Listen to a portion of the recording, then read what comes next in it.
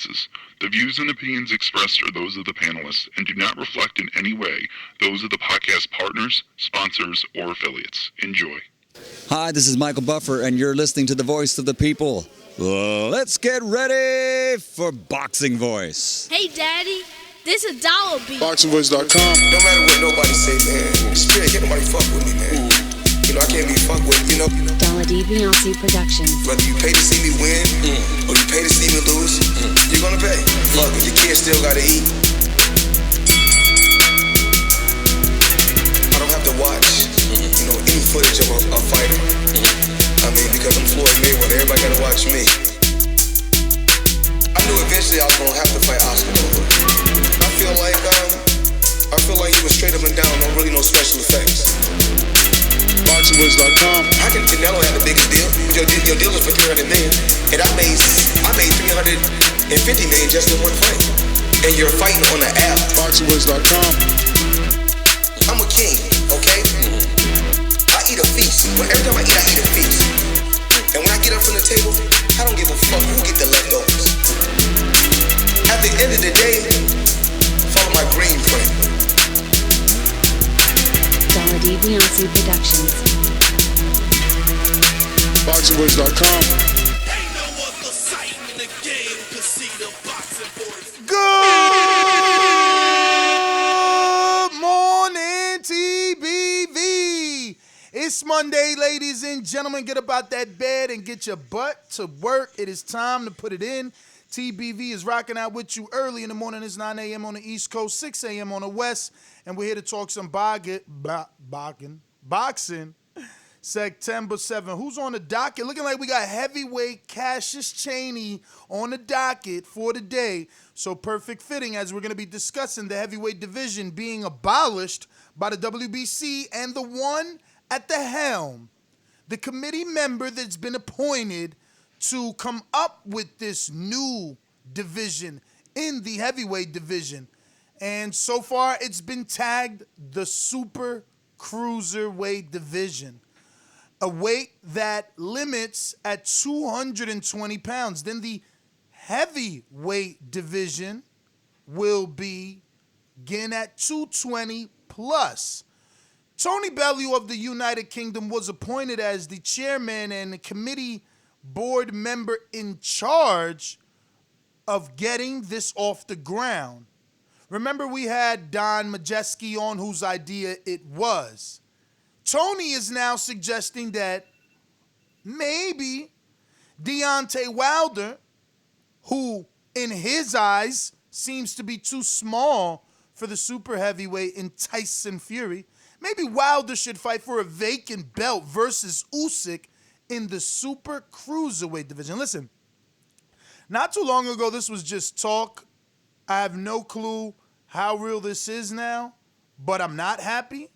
I don't want any broken divisions or fragmented divisions. I only want this if Wilder says, you know what, I'm not a heavyweight. I was always coming in at 209, 210, 214. I'm not a heavyweight. I'm ready to go down to that super cruiserweight division and, you know, do whatever. But it just feels bad to leave your division off the back of a loss. Like, then you're really saying it was because of that. You understand what I mean? Like, oh, they were really too big, so I gotta go. I don't like it. This isn't real, ladies and gentlemen. It has not taken effect yet, but these little articles, these little comments from Tony Bellew causing this media ruckus is how things get done. This is his perceived, I guess, answer to the problem. You know, will Usyk say no? Will Wilder say no if the WBC came at him and said, let's fight for a vacant 220-pound super cruiserweight belt?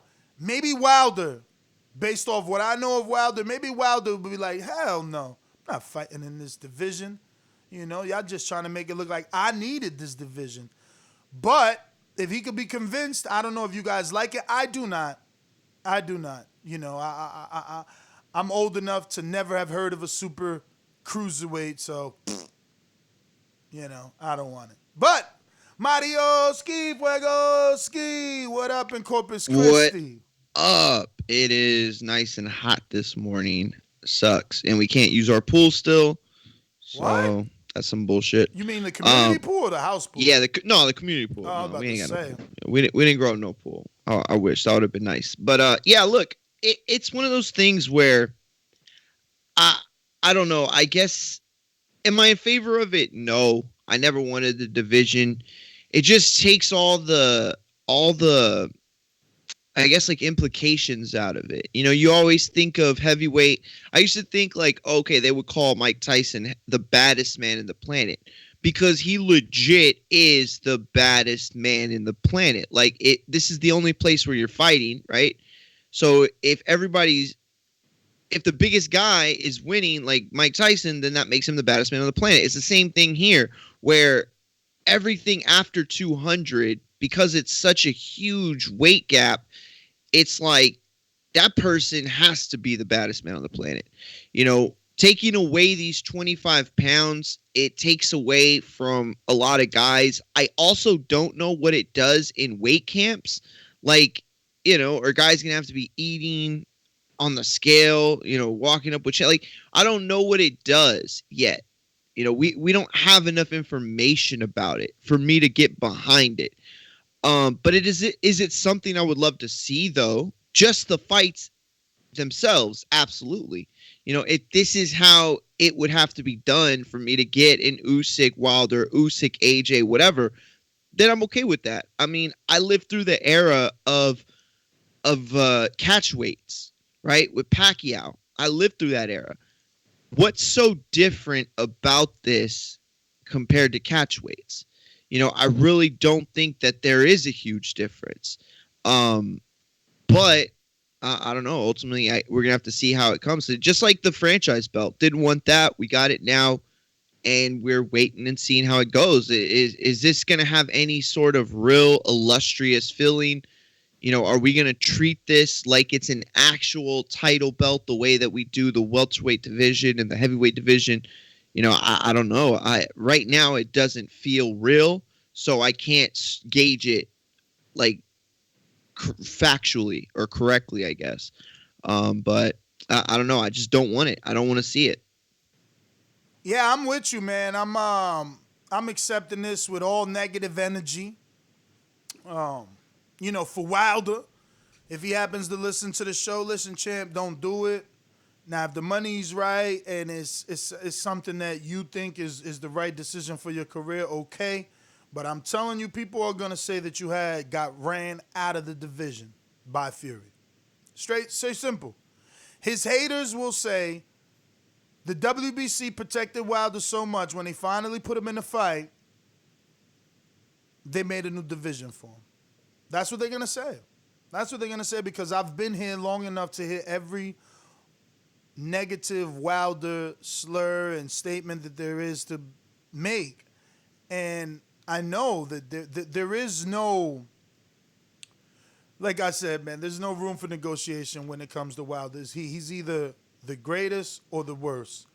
And after that loss, I don't think that the public would accept, or the majority of the public would accept that he gracefully bows out and fights at a smaller division.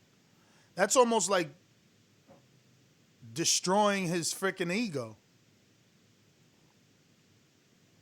Is it because the division never existed prior? Of course, because there's gonna be a fan. There's gonna be a fan like Mario. They had to make that division for your whack ass. Come on, bro. Of course. First of all, don't say like Mario. I wouldn't say that. That's hater shit. But all I'm saying is, no. So if he were to drop down to cruiserweight, you would be okay with that. Like if he were to drop down to full cruiserweight. Hold on, because I don't want that to be misinterpreted. What I was saying is, I'm talking to you like you heavy. I'm like Mario. You're dropping down. Because you lost. That's what I mean. Oh, my bad. You were using me as an example. Got you. Okay. But wait, damn it. I forgot. Oh, yeah. So the question I have, though, is would you be okay if he dropped down like full-fledged cruiserweight? Like, do you think that would be better or at least I don't know, because I hear what you're saying and I get it. You're right. There would be that kind of talk. I don't think that he should pay attention to it, but he's human. Everybody's gonna pay attention to that stuff. I mean, you see Jamel Herring, his wife pays attention to it. His wife came out yesterday and she's like, make Frampton your last fight. Like, she's tired of the BS. You got to think about your family too. Like, you might be different. You know what I mean? Maybe you can take the criticism, but not everybody, Absolutely. No, I get that 100%. I understand it fully. That's why I think, like, okay, if you were to drop down like cruiserweight, like, what's the difference between him doing that and like other fighters that make a move to a certain weight class? Like, I don't know. I mean, I don't know. I feel like, man, there is a difference, though. There is a difference. And you're right. People are going to look at him and they're going to say all this hateful, ugly stuff. And they're going to make it seem like a punk move. To me, it's a sport. I look at it as like navigating through the rule book, navigating through the little, intricacies that make it better for you when you step in the ring, So where you quick, fight, how you fight, all that stuff. Real quick, from Tony Bellew's desk, Tony Bellew has outlined his weight class idea. Now he is in charge of the WBC committee, so as followed, light heavyweight will be 175, something we're used to. Cruiser looks like it drops a few pounds to 190. Wasn't it 196? Or 194? Pretty sure, maybe 199. But then you got super cruiserweight is going to be the 220, and then heavyweight, which they should have just called it super heavyweight. Like, why? And that's a Bellew like he's pulling clout for himself, if that makes any sense. And what that means is, obviously, we all remember his best division being cruiserweight. He got knocked out at 68 by Adonis, and then he got knocked out at 200 by Usyk. Cruiserweight, where he was pretty much not the man, but a name, and did his thing. He does hold the two, heavyweight wins over David Haye, but again, no one really thought anything of that. That being said, is he calling the super cruiserweight division super because he was in it and he's got some sort of love for it? Because I think, technically speaking, it should have been light heavyweight, cruiserweight, heavyweight, and put the super and the emphasis on super or bigger or greater on the division that's needed, because you're calling them bigger and greater. Why would you call them heavyweights if they're the problem? You're starting all this because of guys that are 270, but you're gonna give the tag of super to the cruiserweights. You get what I'm saying? You get my argument? I don't know. I think I do. You're saying that simple. Because it was the big guys that messed it up, that they should get the emphasis, the super? Of course. Like, how you gonna give a cruiserweight who no one cares? First of all, no one cares about the cruiserweight division. Now you're going to make two different cruiserweight divisions. Bro, are you insane? Are you insane? Like, when's the last time cruiserweight been on TV? I'll wait. Oh, yeah. World Boxing Super platform of apps? Come on, guys. But I get why they went with that, or not that specifically, but I get why why it was super and not like junior heavyweights. Like, that's redundant. Like, or not redundant. That's kind of like, it destroys itself. Like, junior heavyweights, that doesn't make any sense, right? So I get why they're calling it super cruiser, but I don't know. For me, look, I just don't want anything messed with in the heavyweight division. Like, the heavyweight division has so much illustriousness. It has so much history. I mean, it is boxing for so many people, 50 years and older, maybe like 60 years and older. But it's just, I don't know. It's like the face of boxing are almost all heavyweight fighters, So I don't know. I wouldn't want to see it messed with in any other way, whether it's name or any of that. But I don't know. To me, it's weird to take away that weight from the light heavyweights, because that's what they're doing right there. They got it 175 to 190 would be cruiserweight. And I guess they aren't taking any weight from 175, but to take away those 10 pounds from them and to make it 190 to 220 to be the small heavyweights, it's weird. I don't know. They're taking those 10 pounds from cruiserweight. I don't see why. I don't know. I don't understand it. Do you get that? Like I said, I don't get it, and I can't get past the super being emphasized on cruiserweights that aren't too super, let alone they never been super on television. You know what I mean? Like, ain't no network running to put cruiserweights on.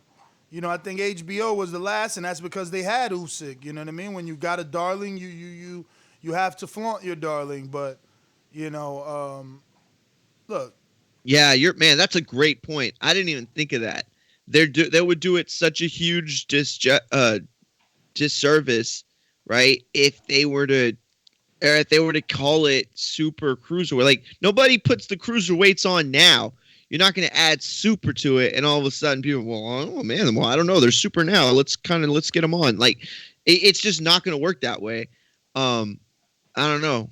A 2 heavyweight division at least sounded cooler. I didn't like it, but at least it sounded cooler than a boxing era with 2 cruiserweight divisions. I don't think anyone was asking for that. And I know these are just semantics, but I'm gonna be real, man. I'm more stuck on the Wilder part. Like, so what? Do I get my rematch, or y'all trying to make the super division happen before my rematch? Do I take it and look like I cowered away, like this division is too big? Am I not the baddest man? Like, what the hell they trying to do to my boy? This is like a lose-lose situation. Put your back against the wall like, yo, don't admit that you too small. Go back in there and lose. No. I'm the other little devil on the left side of your shoulder, Wilder. Go ahead and admit that you lost. Take the smaller division and the criticism that's going to come with it. This is lose-lose. You understand what I'm saying? Am I painting that clearly enough for you where they got Wilder's back against the wall here trying to play him out? yeah, I mean, I understand where you're coming from. I here's the thing. I don't think it's that big a deal because, I mean, he could show up with quarters in his pockets and make weight. You know what I mean? Like, he can fall into the heavyweight division. The issue is that he barely falls into the heavyweight division at times. Well, under these new rules, I mean. But, I mean, I don't know. Look, he's a man. He's a man with a big right hand. Like, I feel like he's capable enough to tell us where he wants to fight. And here's the thing. Like, it's been a while since he came in as light as 210. Or not 210, but I think it was like 212. 2018. Like, who knows how close he is to that weight again? Like, what are you saying? Like, he either fights at cruiserweight or he doesn't fight at all? Like, I get that fighters are only going to get bigger and bigger. And so it might be smart to start to think about this and the weight classes and the way we use them, because athletes are getting bigger and bigger. They're going to be faster and faster at bigger sizes. But you can't just do it all in a vacuum like this. It just, I don't know, it's too abrupt. And it doesn't have any rhyme or reason to it. Yeah, man. Application of this is going to be tricky. You know what I'm saying? Ooh, what's up, Dooms? Call him, I'm always here. Don't say it. I said I'm always here. See? You woke up with negativity. I was about to sing the Always on Time. When you call, Stupendous. I'm always on time. Who was that? That was Ashanti and Ja Rule, right? I think. Whatever happened to Ashanti? Damn. Whatever happened to that whole... I think she got like with a man, right? It was like after she got like with a man, she kind of like faded to black and shit. You ain't see her no more. Or it was the Irv Gotti thing. I think it was the Irv Gotti thing. Thrown apart. And look, damn, I got into Fat Joe and Ashanti.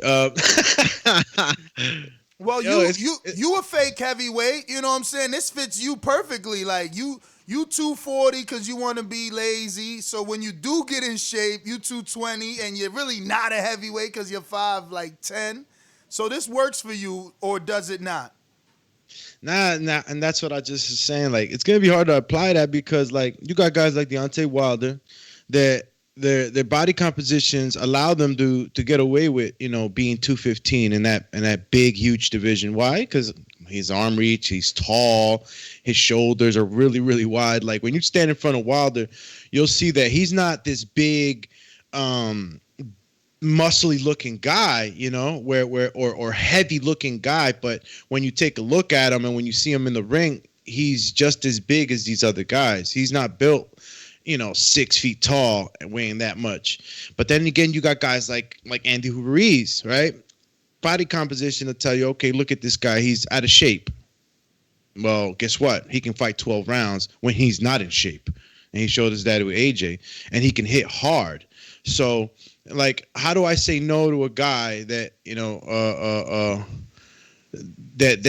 how do I say oh look, he's a super heavyweight, he looks sloppy, or he's not gonna do good. Look, he needs to be a cruiserweight because of his height and all this other stuff. So it's just it's not all on just weight. I think that some of these guys are just gifted naturally and they could get away with certain things. So it's gonna be tricky trying to see who falls into what category. But honestly, how many guys at this point right now in our heavyweight division are really weighing 220 and under? A lot, bro. A lot. Like, Fury is going to be alone. He'll be with Chris Lovejoy, Big Baby. It'll be Chris Lovejoy, Big Baby, Mike Polite Coffee, Tyson Fury, Areola, Andy Ruiz. I don't even think Areola Areola does get past the 220. He's like 240. So Areola, Adam Kovnacki, like, dude, it's not going to be a lot. Like, Fury's still going to be King of Kings, man. Wilder is the only hope. I know I sound like a Wilder fan right now, and there's people out there like, hey, Jay. I don't believe it. You know what I mean? And he was the only hope, in my opinion. It's a wrap. If Wilder can't do it, Fury he's taking over. Like, how could anyone else? I would be shocked. I can't wait. It would be an amazing live fight chat to see, myself have to swallow those words and like it be happening right before me. But I don't see that.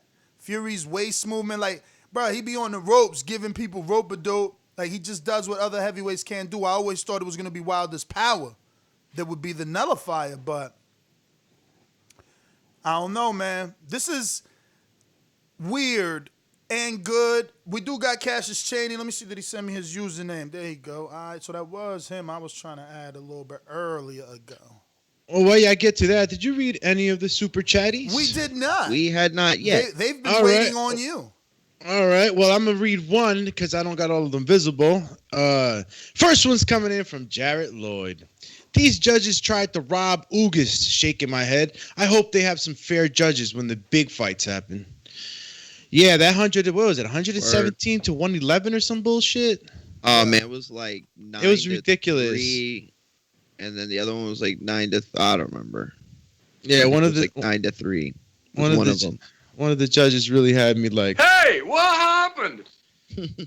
A lot of people didn't like that one. And I don't know, again, man, it just falls, I guess, into styles of judging, bro. Because I have no idea what the hell that judge was watching. But we got a super chat from Boxing Expert. I mean, that's Coach Rivera. That's Coach Rivera, excuse me. That's Coach Rivera. He says, is Matt stupid? Every is to collect more fee. Is Matt stupid? Every is to collect more fee. Looks like we might have missed a word in there. I think he's talking about it's Matt stupid. It's just to collect more fees. Yeah, that makes sense. I would. And I get it. It's more sanctioning fees. You creating another division. That's a whole new revenue stream for the next year.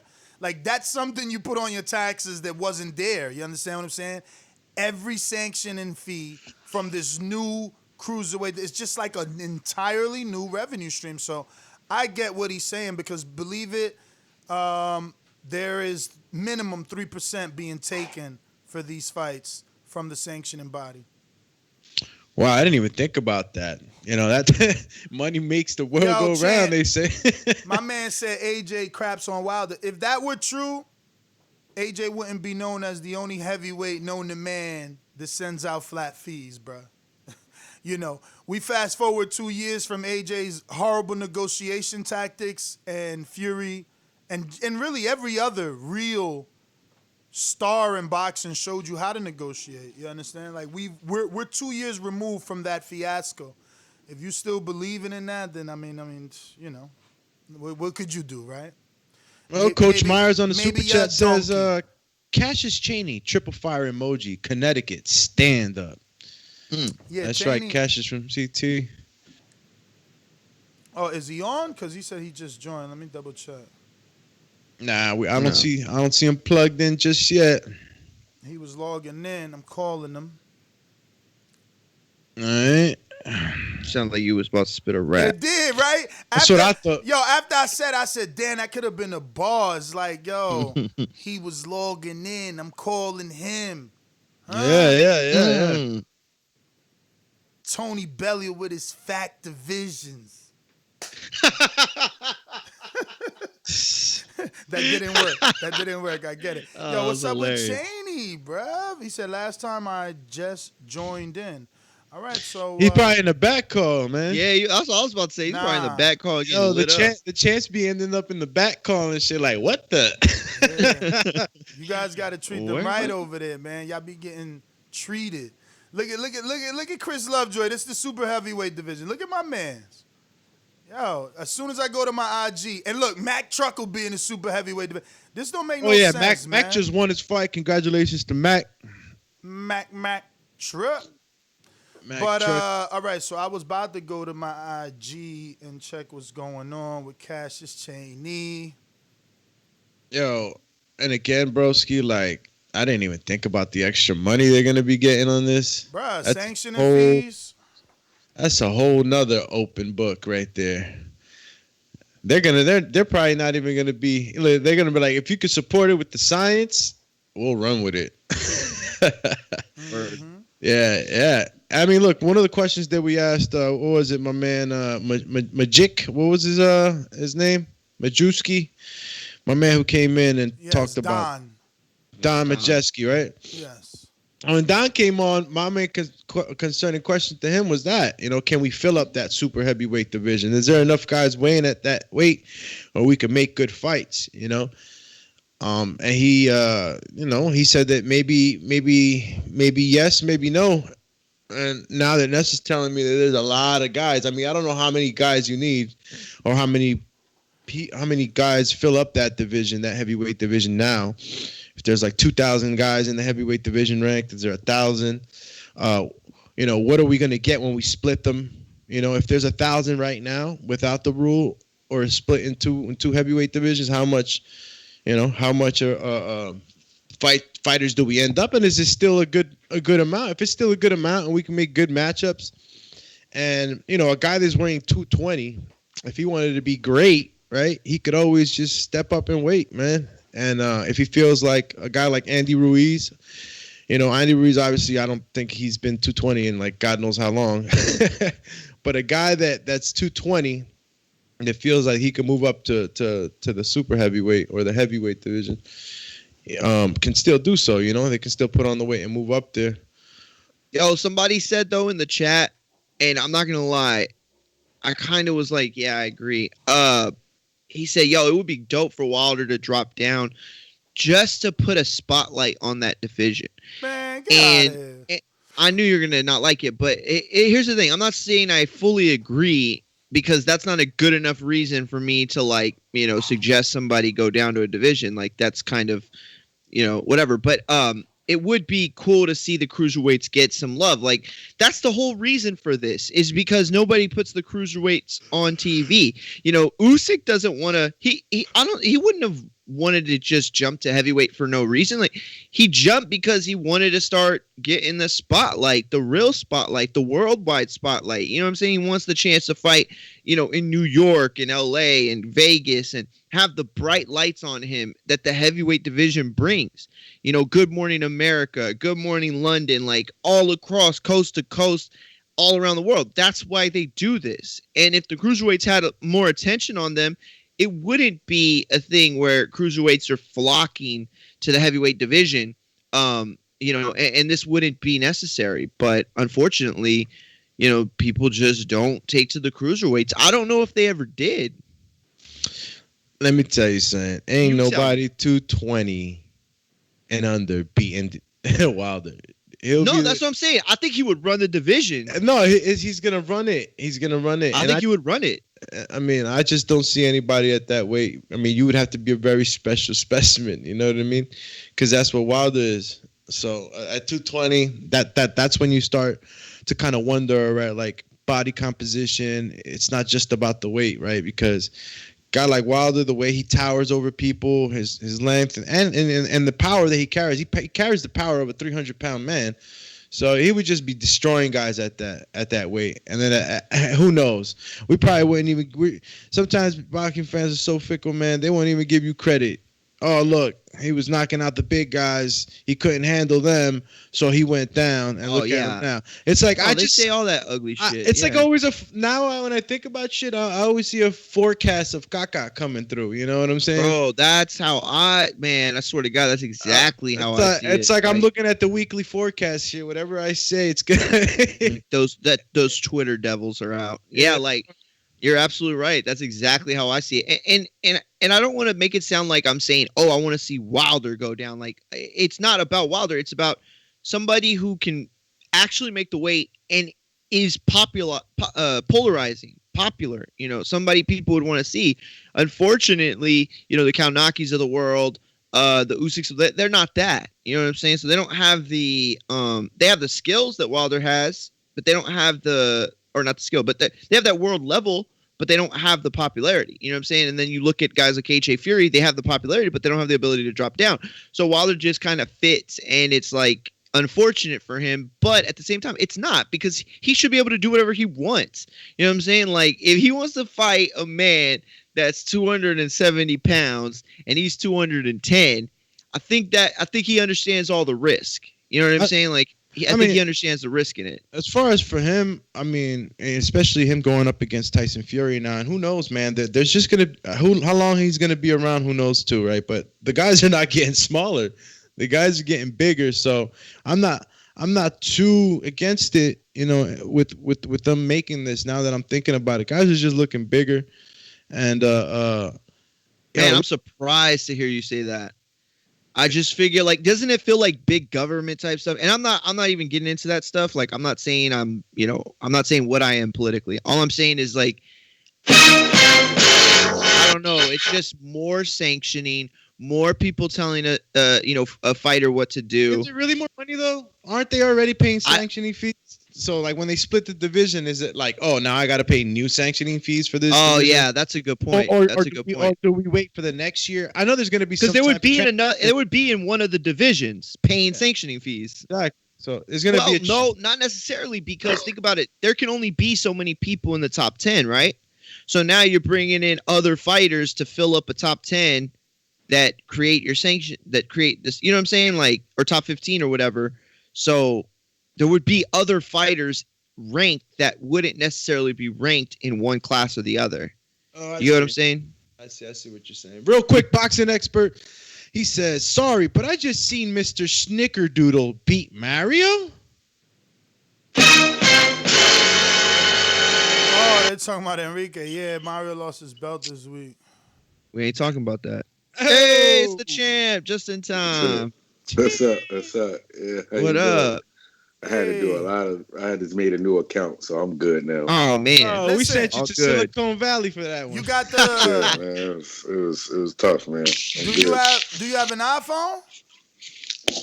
Yeah, I have an iPhone. Yeah, you gotta save that password, Cassius. You gotta say that password. We're gonna be using this. Look, if it's up to us, we'll get you on 2 weeks, but we just don't want to stalk you. You know how it go. Yeah, no, I thought I did because we just did it, so I saved everything. But yeah, it might have just been because I got a new phone, so it might be on that other phone still. So it's all good. I just made a new one. I remember this one, so I'm good. Good. So, coincidentally, you're on during a perfect show, right? Like we usually schedule our guests, and the topic is whatever. But today happens to be the heavyweight division. Tony Bellew, he fought a couple of times in the heavyweight division, and now he's in charge of the WBC's committee that is dividing your division.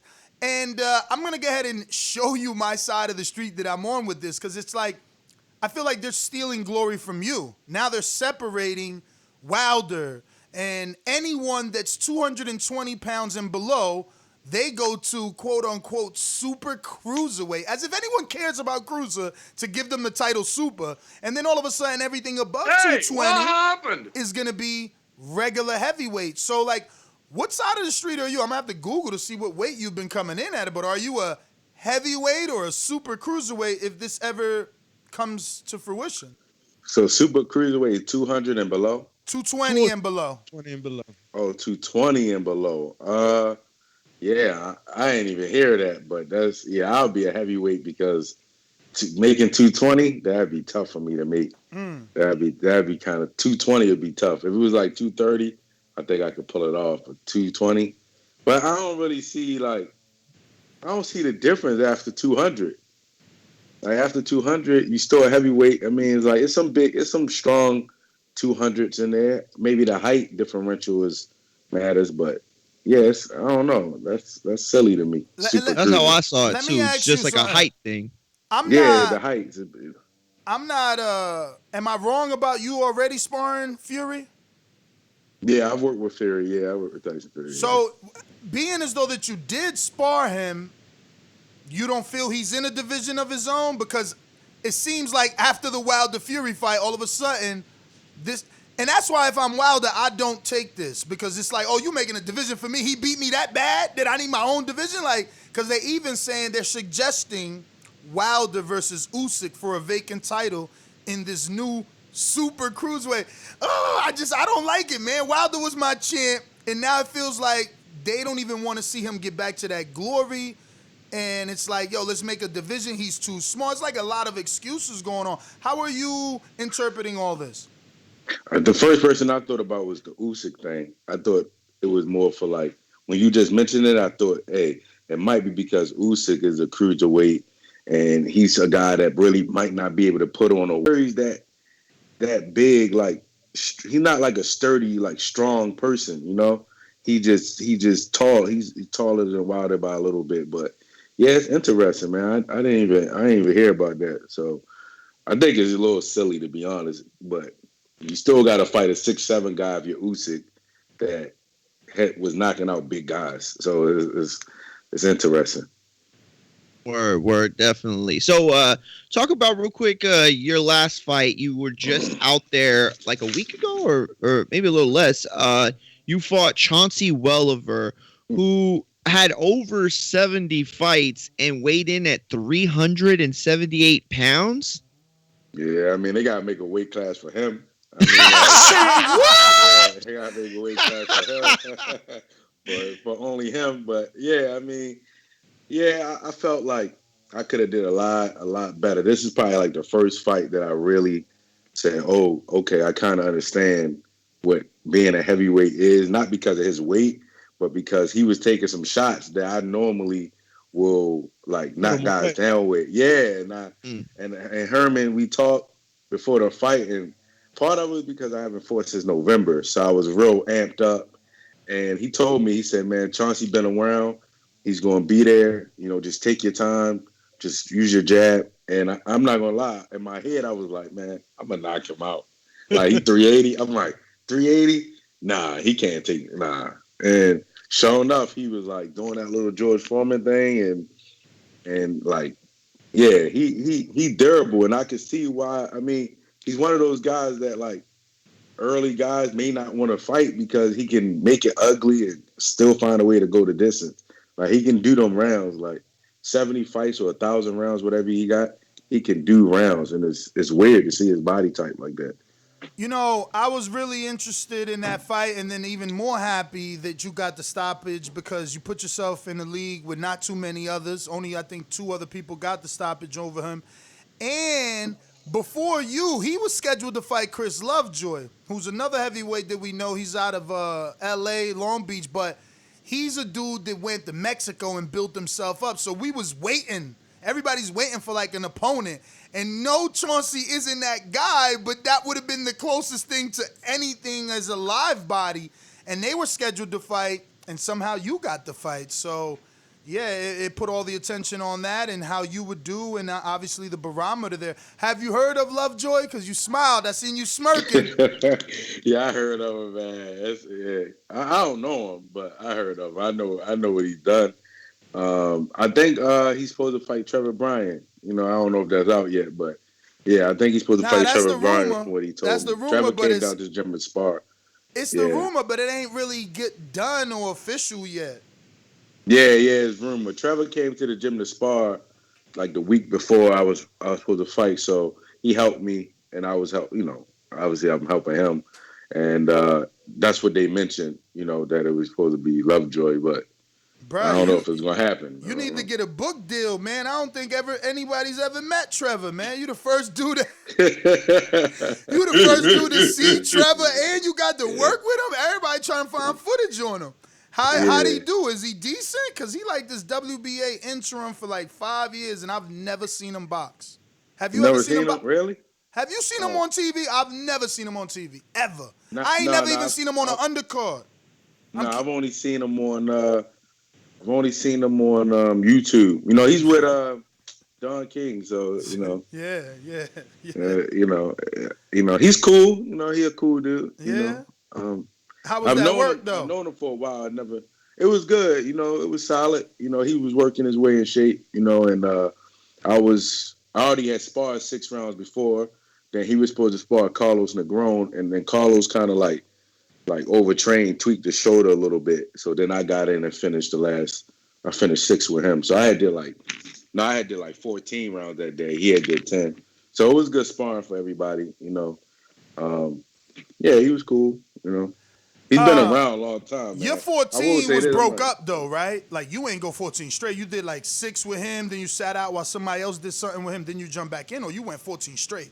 No, I did 8, and then Carlos did 4, and then I finished to 6. So that's it was a long day. And then that same day, I was like chilling, and I started getting crazy cramps, like my whole body, piano. Everybody's in there feeding me Pedialyte. So I said, you know what, this is the type of days I need to have, because I just left it all out, Yeah. And that's what they want from me. How did you feel the next day, though? Did you have enough energy to give? Not necessarily the same performance, but did you feel like you was 100% the next day to give it your all in the gym, just working out, not sparring 14 more rounds? You know what? The next day I did do a workout. We did like a conditioning, but it was hard, but it wasn't long. But in my mind at the time, I wasn't even thinking anything of like cramps or nothing at that particular time. But it's serious down there, But the workout was just short because everybody said it was hot. We might have been going longer if nobody really said anything. But that's what they want, man. They want us to just give it our all, and then when they see that we may be a little whatever, they'll tell us. They'll give us like 2 days to recover. Yo, I'm sorry. Go ahead.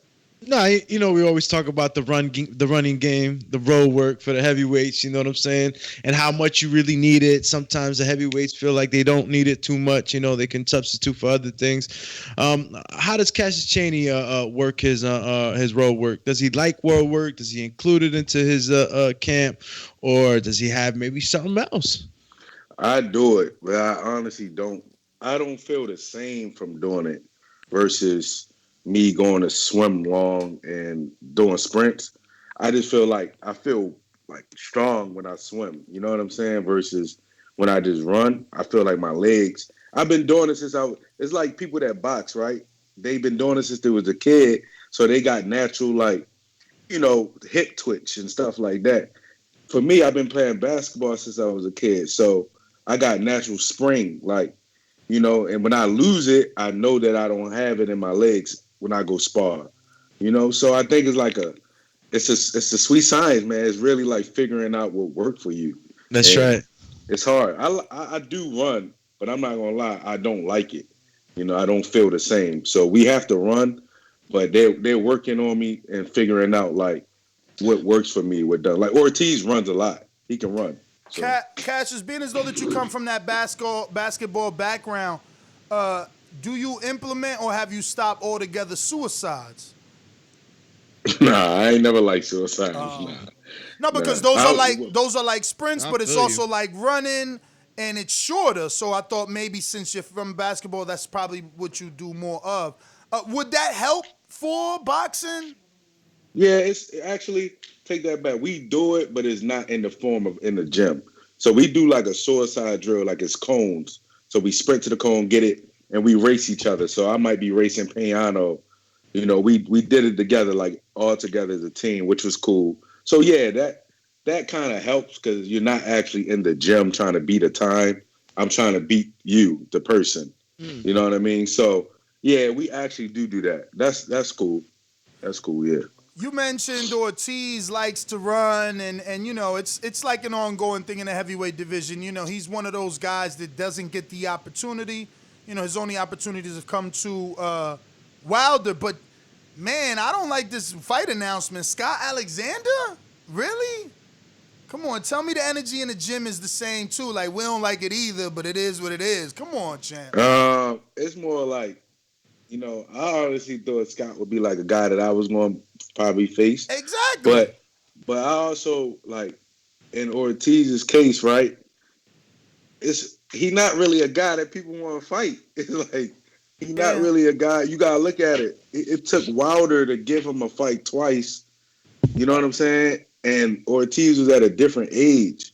And Brian Jennings, right? So he's not really a guy that, like Usyk, maybe, you know, like guys like that are going to fight. You know what I'm saying? So I guess this fight is to line up Andy Ruiz, hopefully. But it's like he's not really somebody that people want to fight. He's weirdly like he's very, very not weirdly intelligent. He's super intelligent boxing wise, but he's one of those guys that like he's been in the ring so long. He can give a lot of people problems that ain't champions. Really, you know. That ain't got a lot of experience. You said this is supposed to be the lineup, the Andy Ruiz fight, and everyone has thought that, especially since the rumors have been that they might be on each other's card. You know, maybe Andy. They are. They're supposed to be. Still some rumors out there that Andy and Areola could land on the Garcia Spence pay-per-view or the Wilder Fury pay-per-view, or be its own card. So we'll see. But you know better than us. But that being said, though, you think Andy actually takes the fight? Because just because it's a build-up fight don't mean we going to get the fight. Because I'm looking at it like this. If I'm Andy, I'm top 5 in every single sanctioning. I've beat AJ, who you want to fight. I'm Mexican-American, so I'm a pay-per-view fight depending who you put me with. What do I need to fight Ortiz for? And I hate to say that because I be, you know, ringing the bell for Ortiz. I want him to get fights. But, like, for Andy, it's like, why am I fighting Ortiz? Are we going on pay-per-view? Like, are we going to try to test the chin of pay-per-view with just us two without a Wilder? But, like, I don't, like, why Ortiz unless there's some sort of eliminator? I think that's a good case. I just think you kind of, it's not that he got to prove anything, Andy Ruiz, but when you look at Luis, he's giving it his all no matter what. Even when he's fought Wilder both times, he went out there and given his all in all his fights. In Andy Ruiz's case, that second fight, it didn't drop his stock like really, but it kind of makes him feel like, all right, he gotta show that he can do that again against a quality guy. So I think this situation is more like, hey, we ain't like what you did in that rematch. You gotta show us you back, you know, you more discipline is what I mean. Speaking of that discipline, man, still no footage of Andy with Team Canelo. What you think? I mean, what you think about that? He might be just working behind the scenes, man. I don't know, man. Yo. So the better question is, I guess, you're no longer with Main Events or you are with Main Events? I want main events. Yeah, I want main events. Yeah. Damn. So main events, man. Because have they talked to you about? Now that you're with Herman, I just feel like it might be easier to throw you on a PBC card. But now I don't know if you got that Kathy Duvitar, if it's gonna work out. But at the same time, they got the new fights coming out on NBC. What was it called? Ring City Boxing. Have you heard about that? It's still a rumor. It's still a rumor. Still a rumor, but it seems like a good rumor. Yeah, I've heard about it. Yeah, I've heard about it. Like I've heard probably. Seems like it'd be perfect for you, right? Yeah. I think I might. I've heard about it, so I think it's a good thing that could be happening. So I don't know for sure, so I can't really say Okay. But I've heard. You said I heard about it and kind of gave that look like I think he heard. I've heard. I think he more than heard about it. No, I'm just playing. We're not gonna press. We're not gonna press. I heard what y'all heard. I've heard what y'all heard about it, but I do think like that'd be a good platform for me if hell yeah. Once I just need like that one, like one nice little fight. You know what I mean? And I think people see me on TV, they're gonna be like, "Oh yeah, we want to see that again." Let's go. You have this memorable look to you. You know what I mean? Look, and here's the thing: they want good fights. I understand that a network would look at someone like what was his name, Wellington, right? Or it was Wellever. Yeah. Someone would look at Wellever and be like, "Oh man, we don't want that." But that was actually a very tough fight. Like it was hard for you to find opportunities. He shelled up a lot. Like you did a lot of good things in that fight and you worked with what you could. It was a tough fight. The kid had over 70 fights. Like, you know what I'm saying? So put you on a platform where yes, there isn't going to be some big name to draw in the views to get the eyes on you, but you're going to be on a major network, in millions and millions of homes. To me, it would be the perfect place for you to stand out and start to build your name early for people that don't, for casual fans. I'm actually going to come from a different perspective. I feel like I want to ask you, do you feel like your highlight reels that legitimately went viral, I guess your team didn't capitalize on? Do you feel that way, or do you feel like, nah, I got these highlights, I got these knockouts, they went viral, and it did boost my popularity, or I feel like I'm in a better situation? I think it was both, sort of. But at that time, right, I was managing myself. So it was like, I was very like just trying to be patient, not trying to get into anything that I shouldn't get into. And I was just that year, man, it was just like, I just bet on myself, man. I just like saved my money up just bit by bit and just bought my own gear and reached out to, Everlast and Under Armour. I did all that, like just grinding on my own, really, and so I think it was like a little bit of both. Like if I had my managers that I have now and that happened, they would have pressed like, yo, let's move, they would have been on it. But yeah, I think it was both. And then the pandemic happened. So it's like that was tough. Like even finding Chauncey Welliver, right? Like a lot of opponents, they go back to work. So for them to come fight me, they got to go back to work in quarantine 2 weeks. Nobody trying to spend that money that they make in a fight on groceries and stuff. They pocketing that fight money for Christmas or vacations. So for him to even take the fight, I was thankful because, man, I was like, nah, I'm not taking any. I don't want any money and not fight. So I'll just sit on my until I'm able to get a fight and then pay me for fighting. So that's just how it went. Nah, man, that's what's up, man. So I know we got some questions from the people because I have put it. Yeah, out. I got them pulled up. Oh, acting like a true champ today. Coach Myers too. Coach Lyle. Yeah, he's Coach on. Myers, yeah. He's out there already. He listening. He already super chatted. Okay. I forgot who we had on too, and he said a question like he brought you up to one of our other guests, like CT stand up. Yeah. But we do have Patreon questions for you. And let's see. Okay, here we go. Bo from Bama says, how many times have you personally met Bob Arum? I've only met Bob Arum once actually. He was cool. Yeah. But Bo, he's not with Top Rank though, so I don't know. Maybe they thought he was with Top Rank. Yeah, maybe. Because they like to ask that question to our Heyman fighters: how many times you actually spoke to Al? You know. Yeah, they do that all the time to him. I met him one time. That's what's up. Victor Banuelos up next says, "Who has a better chance of defeating Canelo Alvarez, Earl Spence or Terrence Crawford?" Better chance. Okay. Dang, He's gonna say they both lose. Yeah, I was about to say. No, I was gonna say they both got a decent chance. But okay. I'm gonna go with maybe Terrence Crawford right now. I haven't seen Earl Spence yet since he got into that situation. Good point.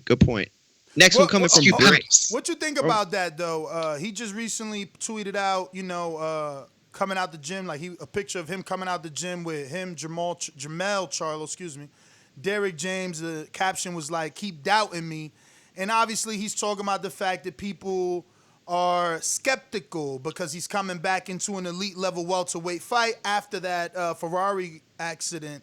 What are your thoughts? Are you as excited as fight fans? It's like, damn, what's gonna happen? Is he 100%? And then it was, he came out and said that like he wasn't even sparring till this month because he had to get the teeth implants put in and post drilled into his gums. It's just like, damn, can you even spar? Is it gonna hurt more? So a lot of questions. Yeah, man. I'm excited for him to get back in there. You know what I mean?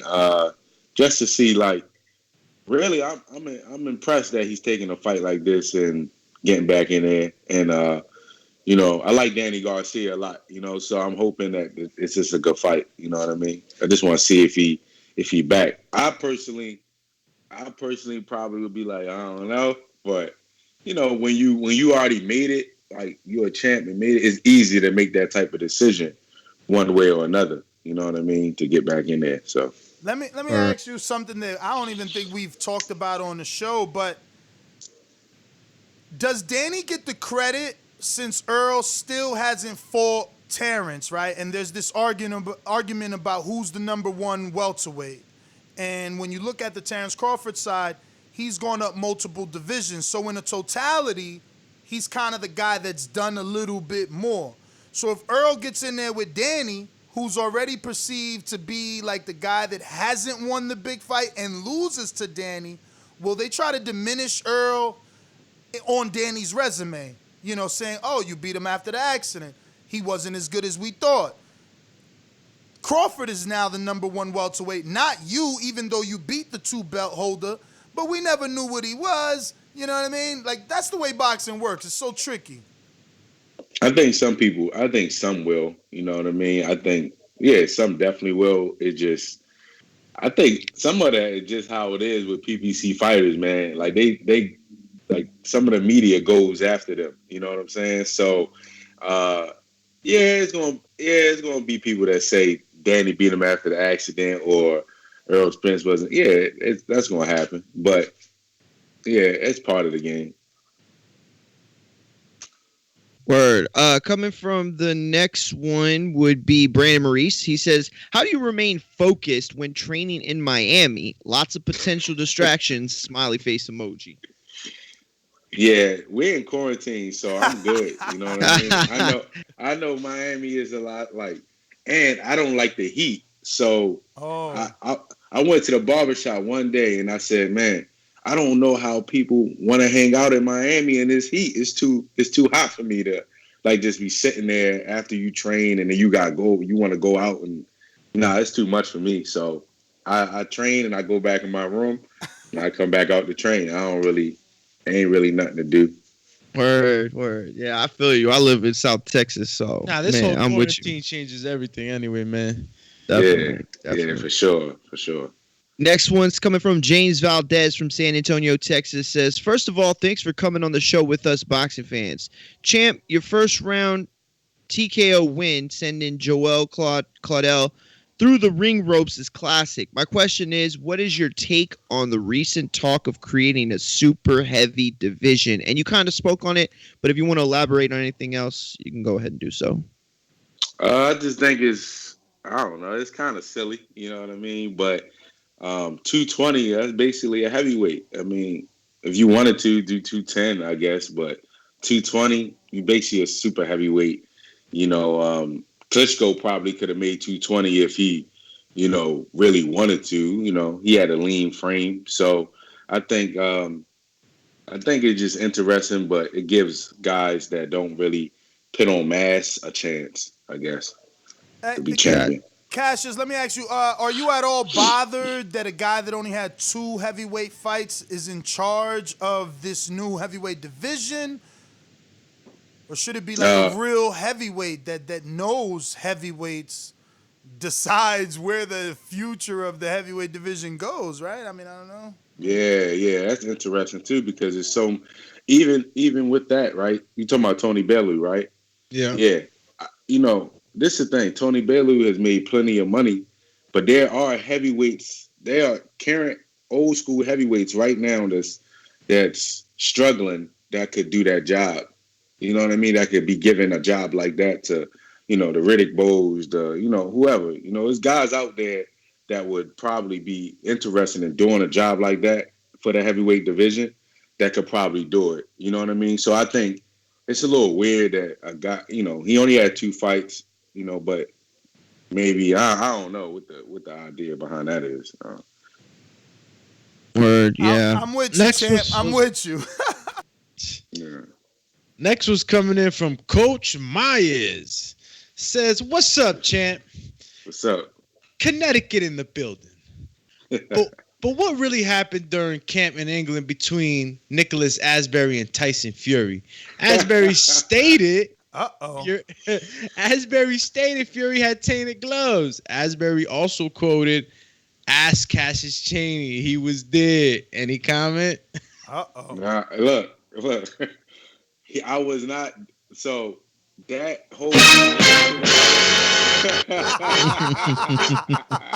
the glove situation that really happened was him in California, and I wasn't there. I didn't go to either one camp. I just wanted to enjoy the first fight.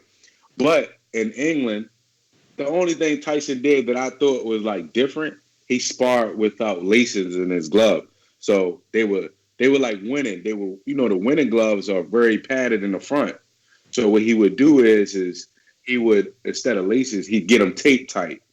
But they were like flicky.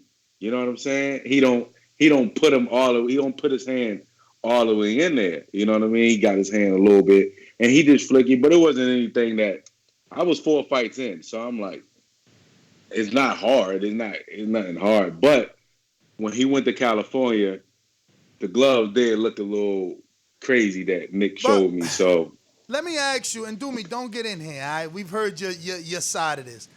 What the hell do I need my hand not to be all the way in for? And wouldn't it just force its way in after I connect?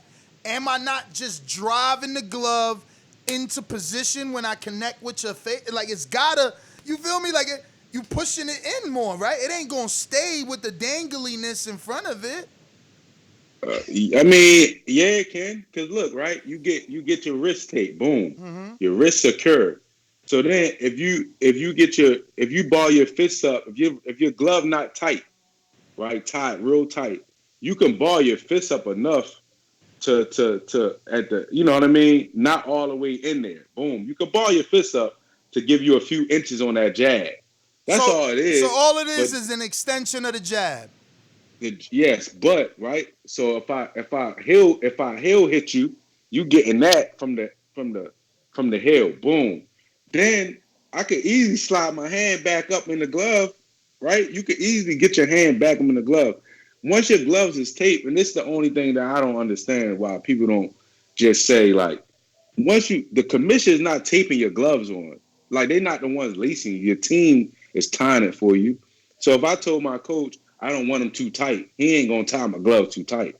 Like, I don't like my gloves too tight, but I'm not gonna sit there and fight with them like flimsy either. Yeah. But it's just I don't really know if I would say it's too dirty, but whacking them with this, that's dirty. That's the heel. Yeah, whacking with the heel, that's dirty. But it's kind of like Boxing Jedi yeah, tactics. yeah. Now you know, and now it's going to be obviously addressed, but clearly it's some type of strategy that he's had for years. He figured out. That's crazy. Yeah, I mean, you could do it. Did It ain't hard to it do. did it affect you when you were sparring him? Did that extended jab make it more difficult for you to get around the jab? Yeah, Wow. yeah, it do. Only because it's not hard. It's just keeping you like. It It's messes just- with the eyes. It messes with the vision. Yeah, it just Do messes me. with you. We It's- asked you yeah. to refrain from I'm talking and sorry. Cassius, you saying everything I want already the had said fighter. right now, bro. So I'm loving what you're saying right now. No, I'm because gonna shut up, no, though. I'm gonna because- shut up. No, because it can be done, but I don't think like when you look at somebody hit you, when somebody hitting with the heel, boom, come on, you're not hitting nobody like that as a professional fighter, and you got that much experience, unless you got an idea in hand. There's somebody like that. That's the only thing that when I look at the film, you got to admit and say nobody's hitting anybody like that. Like, come on, nobody's doing that. Yeah, now a lot of people. When you throw a right hook, you throwing a right hook. You curving your wrist. Right, you're not smacking me with the heel. You know what I'm saying? Or the glove. But I wasn't there when Nick Asbury found the glove. But let me I ask just you seen this. him. Let me ask you this. You going based off the footage, and you're basically saying anyone that sees the footage should know something is off. How do you feel as a fighter knowing that that was the highest level and there's been no investigation, no questioning, only, I guess, slander, right? And like destroying of Deontay Wilder because of all this glove gate is what they're calling it. It's like an ongoing joke towards him. You're kind of one of the few fighters that is looking at the situation and accepting that the gloves were weird. Others are like Steve Cunningham and stuff like that, but not many. Many are just like, nah, man, he just got his ass whooped. That's what they writing it off as. Yeah, because nobody wants no one really wants to see a guy get knocked out like that knocks guys out. Well, they want to see a guy that knocks guys out finally, and he's loud, he talks, you know what I'm saying? They want to see that finally, like he get humble, I guess, whatever. But the reality is, if it was reversed, they would be like, nah, something ain't right. You know what I'm saying? Them gloves don't look right. Like Teddy Atlas said it in some type of podcast I just listened to, and I'm like, finally, somebody saying it don't look right. Nobody's glove is like it's flappy like that, But you think Herman? Only Wilder knows. You think Herman would have caught that? You know how your team, one member gets to go watch Tyson's gloves. You fighting Tyson. Does Herman catch the funny business, or? I think Herman would have caught it in the fight. I don't know if you can catch it in the actual, because you don't put the glove, you don't put my gloves on, so unless the other team member can put the gloves on now and make sure they tight and tape them, it's hard to say, and then he can say, wait a minute. So what you're saying, what you already said, but I think it went over, I know it went over mine, I don't know how many other people.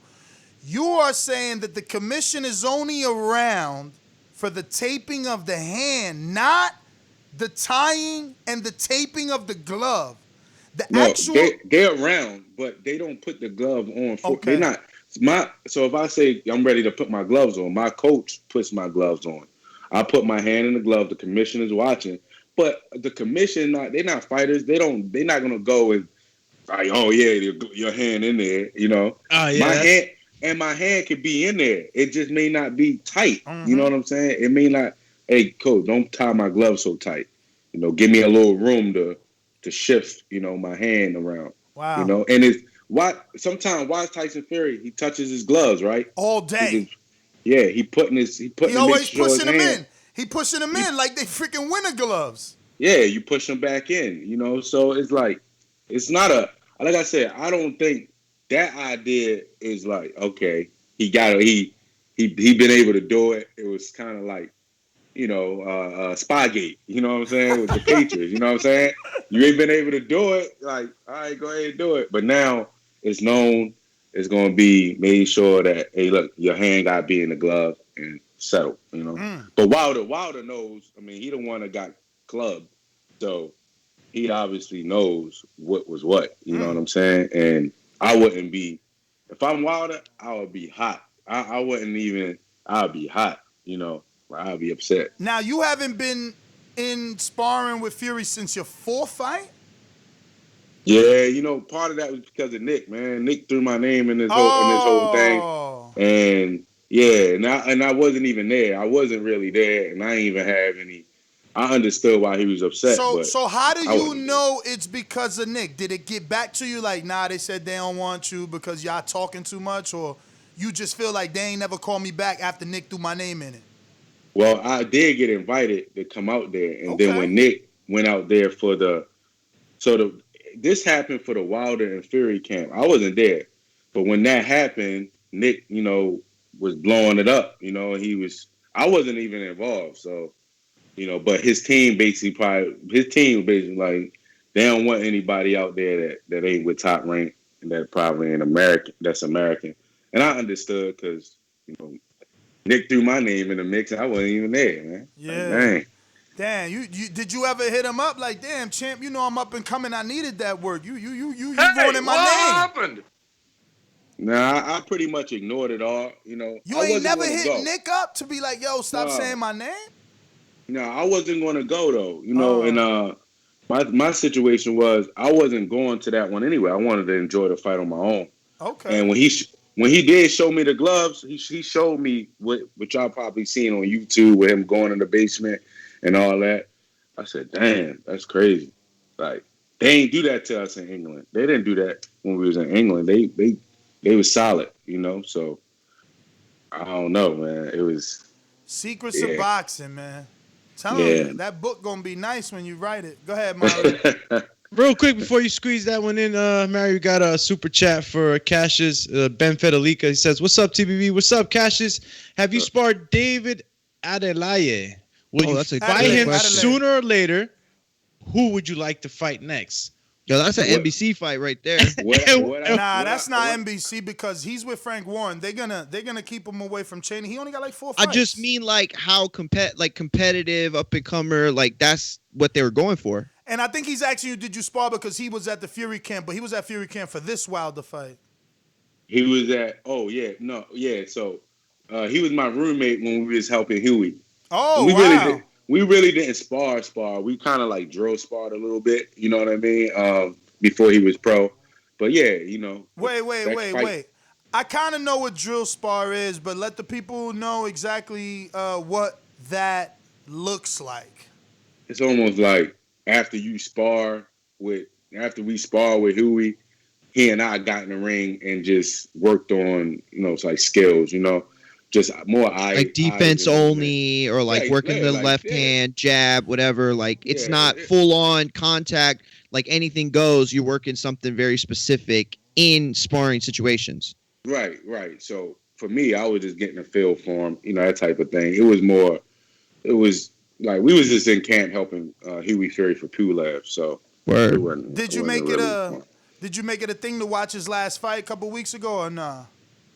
Yeah, I saw. We talked a little bit, so I saw it. Yeah. You know, he did what he had to do. Okay. Ben Federica finished that question off with, "What is your shoe size?" Laughing emoji. Huh? Shoe size. 14? 14 and a half. Yeah, that's not 14 and a half. Damn. That's not that big, man. I was expecting like some customs. You know, a lot of heavyweights be like 18s or 6 and need custom shoes. So your Everlast, you could just buy them or they custom? Because you say you caught.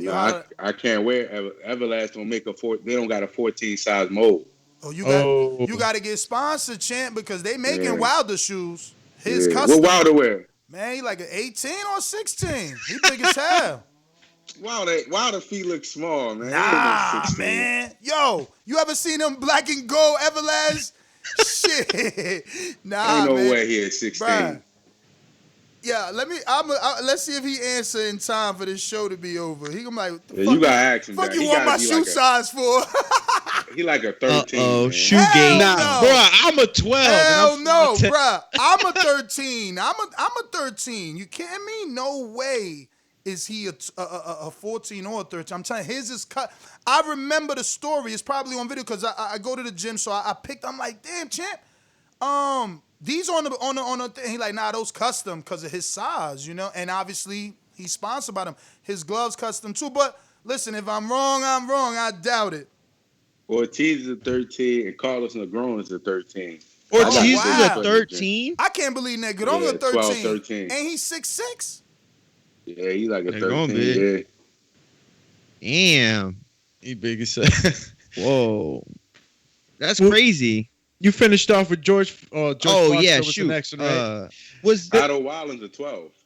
Out of Wilding? Damn. You see that? 12. I'm 5'10" and I'm 12. You know, I got good base. Yo, that must be why Otto Wilder gets in and out. Little feet, you know? Yeah, he got little feet, man. His feet are dumb little, man. 11 and a half, 12, he says. Like, dang. George Foster from the UK, he asks, who would you find most difficult to beat in the current heavyweight top 10? Nobody. Who I find more difficult to beat? Yeah, that's the first thing that go to my mind, nobody. But I would say, like, awkwardness, maybe. Fury. Dang. You know Fury, Wilder, Fury, Wilder, and Joshua, like, they all different. You know what I'm saying? Yeah. You got to be on your. They're You very got to have different. you got to just have a good game plan for all of them, like a real good game plan. And if you got a good game plan, stick to it. I think any of them could be beat. Anybody. They gonna have to send their best fighter for the champ. King Amin of Essex here in Newark, New Jersey. He says, "Peace, champ.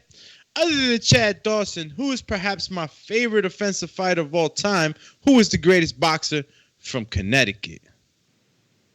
Chad Dawson. Yeah, Chad Dawson. But he said Chad Dawson, right? Oh, Yeah, he said other than Chad. Oh, other I than guess Chad. Willie. Oh, Marlon Starling's from there, and Willie Pep is from Connecticut. Ooh, that's right. Matt. Willie Pep is from Connecticut. I ain't even know. Let me find out. I you was still thinking, I was like, boxing damn, I stone, know champ. somebody. Yeah, You Willie look- Pep's you- from Connecticut. You watch some of the film from the old school?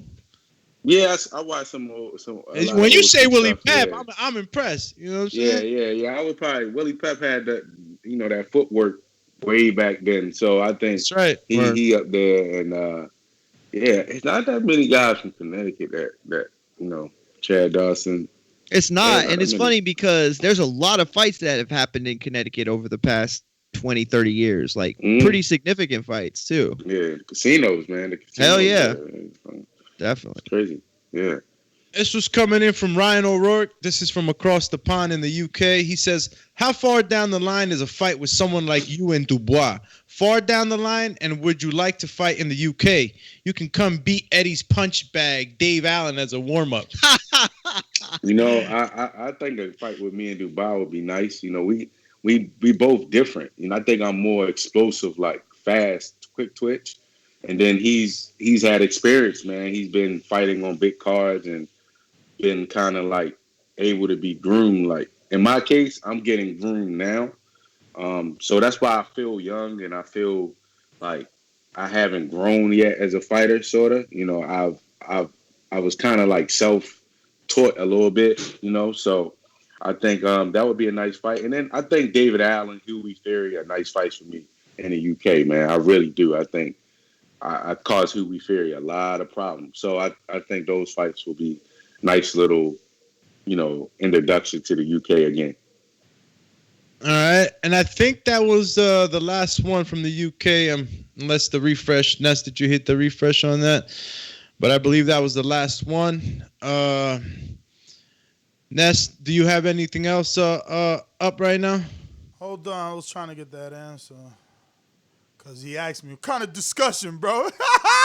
I know any man, like, yo, why the hell you discussing my foot size when you normally foot size and discussion is not meant for men. It's usually women in talking about foot size, but, the champ, like, yo, what the hell you want to know? What y'all talking about over there? That's what he said? Yeah. That's what he said? Yeah, Tell him, hey, he got to holler at him for me, man. I'm trying to get some 14s made, man. Yeah, well, as soon as he hit me back, because I'm like, I had to explain, like, nah, remember you told me you get them custom made. Because I'm telling you, that's like a little bit weird. Like, why you want to know? You a man. Like, what? You know, if it was a girl, like, hey, what's your foot size? You know, but a dude, like, yo, why you want to know the size? Hit him with the pause. What is Yeah, pause. While I look for these questions to refresh, what did you... Nah, there's no more. I refreshed. Okay. So last thing before we let you go, Darmani Rock got out that Rock contract, man. What do you think, and where do you think he lands? That's good, man. I don't know, man. It just depends what he's striving to do right now. You know, it's this pandemic, man. It's different, man. If you wasn't able to train if you wasn't already training, a person that liked to train, and you wasn't training, it's gonna show. Because, you know, like that Ring City, if they're trying to put on, like, you know, good fights, whatever they, you know, then it's gonna be hard for guys that already haven't been training to say yes to taking a tough fight. You know what I mean, or a jump in fight right away. So it's gonna be interesting to see, like the Trevor Bryan and Lovejoy thing. We don't know if that's gonna happen because, you know, they ain't been fighting really, you know, so it's going to be interesting to see what happens. All right. Well, that is all the questions, Cheney, man. I want to thank you, obviously, for coming on. Congrats on the fight. And obviously, give out your social media. For anybody who isn't following you can do so, man. But once again, thank you. Thank you. My social media is Cassius Cheney at Twitter. Cassius_Cheney on Instagram, and Cassius Cheney on Facebook. And I want to say thank you to the Boxing Voice. Thank you to my team, Main Events, my management, Coach Herman, you know, and you know, Yuka, my whole team, and the guys at the gym, man. Hey, did he text you back? I think he's still Ness. Let's go, champ. You feel me? Yo, I told you, bruh. He just said, yo, y'all put me in the weird zone. My man just said, that's a weird question, bro. I'm going to hold off on answering. I told you, that's a woman's question. I should have never texted that shit. He said that. He said he going to hold off for answer. Word is born. I just sent them another message like, nah, the basis is heavyweights and the shoe sizes because, you know, most companies don't make 16 and up. So hopefully he gets it. If not, it was labeled as... You should have said you had a heavyweight on. I might have to try that because it got labeled as a weird question. I'm probably not even getting invited back to camp. He like, yo, this dude's a foot watcher. Yeah, he probably rereading it over and over again. Like, what is he asking? Ness had a foot fetish. I didn't know about. Oh man. Yeah, my bad. Nah, it's all good. It's all good, man. It's only banter. Champ. That was what was the handle? Is it the same handle across all platforms? Yeah, except Instagram is Cassius Cheney _Cassius_ Cheney on Instagram. Yeah. All right, for everybody that heard that, if you're not following the future champ right here, do so now, man. We gotta stick behind our future. Thank you. All right, Cassius. Well, thank you once again. Connecticut, stand up. Send our love to Herman and the crew out there. Take it easy and enjoy the rest of your day. I appreciate it. Thank you. All right. All right. Peace. Let's see. Call so you, yeah, call you. Yeah, been in call me. Let's see. Text. No, that's my name. Let's see now. It's like, oh, he want to see feet. Thanks, y'all. Thanks. Yo, D probably was asleep and woke up to that. Like, what the hell? What's my shoe size? Oh man, I didn't even know that Everlast didn't make like past a certain size. I didn't even think about molds and all this other crap. But yeah, there's some I forgot who it was. Was it? I forgot that man's name. The Asian fighter. He's huge. He must have like a size 50. But we'll get off the Al Bundy shoe talk. And I guess we'll, you know. The foot stalker. Yeah, Al Bundy was a shoe dude. Yeah. I'm going to call Ness Bundy right now. Yo, y'all put me in the weird zone, man. Now they looking at me sideways, man. I'm all hot now, too. Yo, we going out to the callers, man. I gotta go turn my AC on in the office now. Chee. Dog snoring. Phone calls. You know the number to call in, 1-425-569-5241. Press 1 one time. Voice your opinion right here on the Voice of the People hotline. Don't forget, add Nestor Gibbs on Skype. Vamos, campeón. Los sponsor. Yeah. Thank you for joining us this morning here on the Boxing Voice. These calls are brought to you by El Camino Electrical Services, experts in electric vehicle charging stations. For consultations and turnkey installation, visit us at elcaminoelectricalservices.com. Now we got Shoegate. Remember to rate us 5 stars on iTunes. Subscribe to youtube.com/theboxingvoice for the latest and greatest interviews with your favorite fighters. All right. Let's get on out to everybody part of Shoegate. My Gene Bear, what up? Nas, what's going on, man? Happy Labor Day. How are you, Labor Day, yo, are we? We just forget Labor Day. We forget about holidays. Now, we are just stuck in frozen. Holidays are for the weak-minded. Ness whips us if we bring up holidays. There is no holidays for TBV. All we do is work. Can we please have a Christmas? He's like, F your Christmas. No. Ness is an Egyptian. God, let my people go. Yo, to be honest with you, going back to the topic, I think it's a waste, man. I mean, they are now going to be putting more boxers in danger with making them cut weight. You know, that's the dangerous part. It's not getting hit in the head. It's getting hit in the head when you have to cut weight. We all know that's the most dangerous part of boxing. It's the most dangerous part of any combat sport. And they are going to force these guys to do that. This is a horrible idea. I think that they should not do it at all. Because, again, it's just putting guys in dangers that shouldn't even need to be there. And if they believe that they are good enough to compete with the bigger guys, let them do it. They should be able to decide, not you decide for them. But, yeah, that's my call. Like I said, enjoy your Labor Day. Later.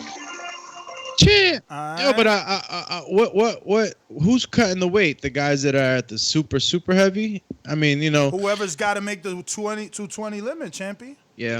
That's what I'm saying. Like, whoever decides to do that, it's because they want to be in that division. It's not like the division's coming out and saying, "Oh, you're too fat. You got to drop." Oh, I get it. Yeah. So you're saying it's like it's a thing where the guys that are going to do it are going to do it because it's easier to do for them. Exactly. It's not if I'm 270 and I've been 270 for a long time, and that's the way my body composition is. Like I said, look, I've always been big. Even when I train people, man, I tell you, every individual is different. What works for you might not work for the other guy, might not work for the other guy. If body compositions are similar, then you could do similar things. So it's just going to be individually, man. And the guys are going to have to decide what's best for them. If you're a guy that's been fighting at 250 and you know that you're out of shape and you're not functioning right at that weight, you're going to want to cut down to weight because you're going to increase your chances at a better fight with guys that are not as big and heavy, and you're going to be in better health. But that's all going to be falling on the individual. So I get it, Mayimbe, but it's not going to be imposed for you to have to cut weight unless you really want to make that move. I heard you say that earlier real quick. I remember because it was like body composition and not knowing how strong someone is or how much cardio someone is based on their size. Like I remember we were in 9th grade or 8th grade. I don't remember. It had to have been 9th because it was a wrestling team. And there was this kid who weighed 105 and everybody would laugh, but he had like an 8-pack abs. He was solid muscle, but we would still like laugh because he was small. Bro, I remember somebody tried to get into a shovey match with him, just picking on him. Bro, pushing him was like pushing the wall. He was so solid. It was just the weirdest thing in the world. You know what I mean? He was so much stronger than everybody. Yo, real he was quick, like 105. Yeah, no, it's surprising when you got special guys that are just freaking like little balls of nature. Yeah. Oh! Yo, can we get 10 people to subscribe on Labor Day before the show is over so we could reach that goal Wow, of that'd be nice. 116,000? Guys, that'd be nice. People to subscribe. 10 people to join the family. La Familia. 400 TBV, people watching, La 100 Familia. thumbs up. We just need 10 subscribers to get to 116,000, and then we can ring the alarm. We got to hit them with the go. What go. up? Who's next? Let's go! I'm ready! What's up? Who's going to subscribe and get us to 116,000 right now? It's Labor Day. Now. What other boxing YouTube right now is giving you shows on Labor Day? Everybody out with their families. Everybody out doing their thing. They at partying. They at the beach. They at the beach. All that They're like, what? Put a show on Labor Day? We giving you what to listen to while you driving to the beach, while you driving to the barbecue. Yo, You know how what I'm many saying? other podcasts out there trying to find out what Wilder's size foot is? Come on. That's right. Yo, On Mario. Labor Day. Yo, Mario. On Labor Day. Suck my nuts. And I mean, Yeah, I so ain't come even hear on, that. fellas. I didn't hear it. Play it one more time. I know. So now the joke don't count. Wait, suck my nuts. See? Oh yeah, I remember. But anyway, man, we going out to phone lines, but we looking for 10 subscribers. Let's go. I know you wanna subscribe to the channel and take us to that next spot. Yeah. The pay-per-view is back, baby girl. Just press that red button. And push that hit that subscribe. Ain't no sunshine when she's Gone. When she's Hey. gone. Hit Yo, that I literally subscribe can't button. listen to that anymore. He butchered it. I hear that song. It sounded I'm like, yo, he went Tennessee on us, bro. I thought he had a cowboy hat on. Yo, Yo, actually, I got some other stuff. Mario wasn't here yesterday. He dropped the bolas. But, Sitting in your mum's spare room. you know what? We all talking Wilder. We all talking Wilder. Where are you? Where are you?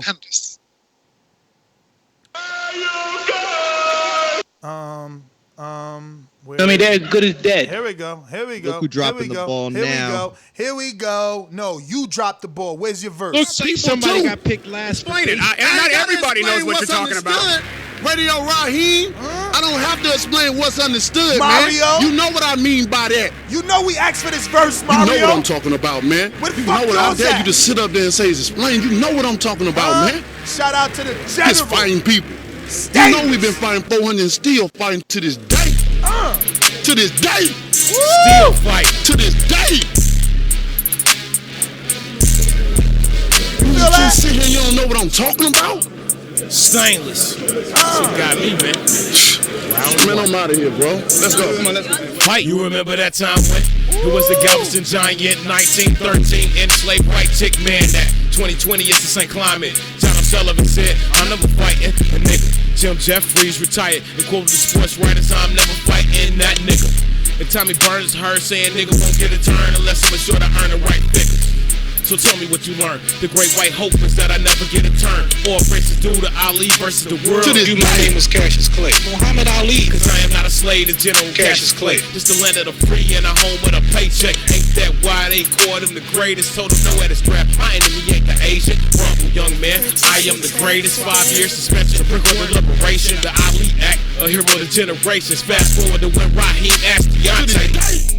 And all that frustration, what's understood ain't gotta be explained, man. Black fists in the Olympics, and they did it for Malcolm Martin and Stainless. The assassination of any villain who fit the description of who they chasing. Institutionalization of the fruit of our nation, graduation, probation. George Floyd, Lamar Arbery, Tamir Rice, Breonna Taylor. So I gotta say it in front of pagans, Post reporter, TVB pages. Yo, you see how he shot it Yo, out? he murdered that. See how he shot it out? Shane, I need a copy of that. You see how he shot it out? TBV patrons, huh? In front of TBV patrons. That was Yo, Stainless from the Detroit. And you know did what that I'm one saying? way better.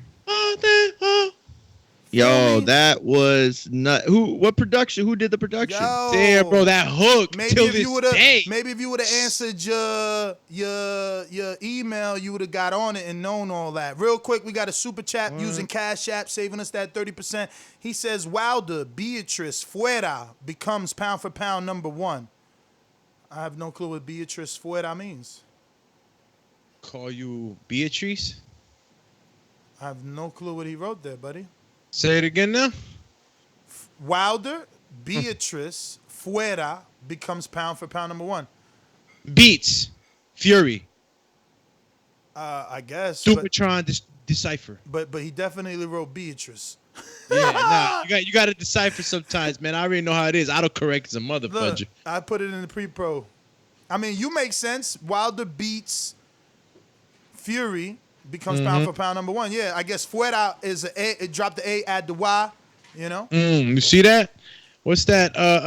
You just decoder did machine? No, it's not. Wasn't it Jeopardy? That's what Jeopardy used to be, right? Nah, Yeah, Jeopardy. when You'd be asked questions. Yeah, and you spell it, right? No, not spell No, it. that's Wheel of Fortune. Wheel of Fortune. Wheel of yeah. Fortune. Let me get out to Amin, who I know right now just ripped this blunt and threw it on the floor because he was like, damn, I ain't even do my verse. Stainless came with that fuego. Just like the king is what I mean. The king is what I mean. It's crazy because the verse is going to be in the mail. Me and Stainless, I had to assure him my verse was ready. So that joint, the next time y'all hear it, y'all going to hear me doing a little something different from what I normally do on that joint. So, you know what I'm saying? This TBV mixtape is coming along very lovely. You know what I'm saying? I'm not trying to do too much, but that Till This Day joint, Stainless laid it out for me. And, it's going to be hot, man. So it's hard trying to keep up with Stainless. That's why I'm telling him, he thinks this is easy. He just sends you these tracks, and he just murders it. And he's like, yeah, go ahead. Just put your verse on whenever you're ready. So, don't be cavalier about his ability. Shout out to Stainless, man. But Cassius Chaney, he's one of, we got it. Ness, we adopted Delani Mabenge. We gotta adopt Cassius Chaney. He's our guy. Mario Barrios, one of our guys. Cassius Chaney, I love his attitude. I love his sense of purpose. He said something deep when he was talking about, I didn't want the money and not take the fight. Like, he don't want no sort of negotiation. Somebody said they gave him something. They didn't want him, getting in there to get his head punched in. So he's just a real solid dude. I just love his temperament. Very old school in a lot of ways. Great show so far. And listen, nobody but TBV is going to be here Labor Day. Nobody but these TBV fans. Nobody but these fighters that listen to TBV. Nobody's going to be here on Labor Day except the hardcores. This is for the hardcores. That's my call, fellas. So if you want to be a part of this TBV mixtape, I say you contact Stainless. You know what I mean? Yeah, I'm about to jump on the phone, bro. You could be any level Patreon to participate and jump on that track. He has very innovative tools to assist you in recording your verse remotely, meaning wherever the hell you're at. Second, the entirety of the mixtape would only be released to the $15 patrons. This is all Stainless, just like, Info Joe created the Pick'em League and Sony and others created boxing bars. Stainless created this, and these are his rules. But I mean, the dude's doing an amazing job. He got this beat right that I wanna play for y'all. I just wanna like wish really hard every night before I go to sleep that I was a rapper, so I could somehow get on this. He already said he wrote his verse to this, and I'm so excited to hear it because this beat for me is so fast. It's like, this is like a Twister beat. Like you need a fast a Twister, a Lil Wayne, a Jay-Z in his bag. Like this isn't for just anybody, but it's so dope. Like, he got me really excited with this, man. And, again, shout out to Stainless because it ain't just rapping. all his bars are boxing, man. Like, he's really staying to the essence of boxing bars with this mixtape, man. But look at this beat.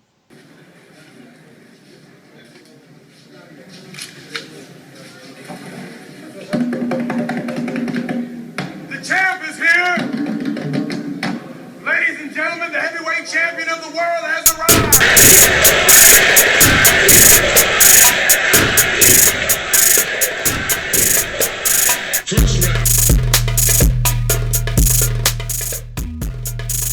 Yo, a little bit fast. But the I like beats, it. Got the African tones watch this in beat. it, bro. Watch this beat.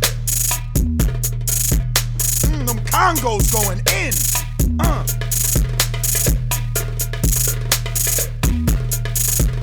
Got that kick.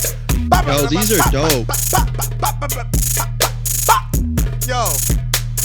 Come on, Mario, where you at? Yeah.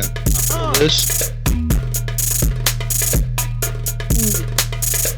I need Boomaye right there. That's what he called the track, Boombaye. Yeah, is that Did you wear it, really? Yeah, Yeah, that's the track. it's the African tones in it. You don't even Boombaye. But Yo, it's, where are my Mexican producers so at? fast. That put some Ramon Ayala in it or something. Like, there you go. Put that on a beat. Soy el jefe de jefe, señores. Yo, that. I can't even do it. Them Congos, man. That's hard. That's hard. With that snare. Ooh, Yeah. Jemmy, the only one to say the beat sound average. You got to rewind, champ. You got to rewind. The Hey, beat. Purple House beat. Send that. I'm gonna put my email right here for you, champ, and I'm gonna screenshot. Absolutely. Send that. Yo, I'm so glad you brought him up. Yo, I went to his page, right? He has fire beats. Yo, I don't know, man. Fire beats, I don't know. This bro. is fire, all right? I'm telling you right now, this kid has fire beats. Purple House. Yo. Purple House, bro. I listened to I his know some beats. Stainless could do this, because, excuse me. He freestyled last Saturday. He just murdered it. And I went back and heard it. Beats actually sound good with us talking. I thought it was going to be too loud or cutting us off. I don't listen to playbacks. It's been years. I went back and listened to boxing bars. Sounds phenomenal. Boxing bars. But it sucks because it cuts off whenever I talk. And I think whenever Doomy talks too, maybe it cuts off in the ear, like it goes out. Yeah, because you on with me, so you got mic cancellation. But if you would have been on the other Skype, you'll hear it without interruption, or on Blog Talk without interruption. You got the mic cancellation.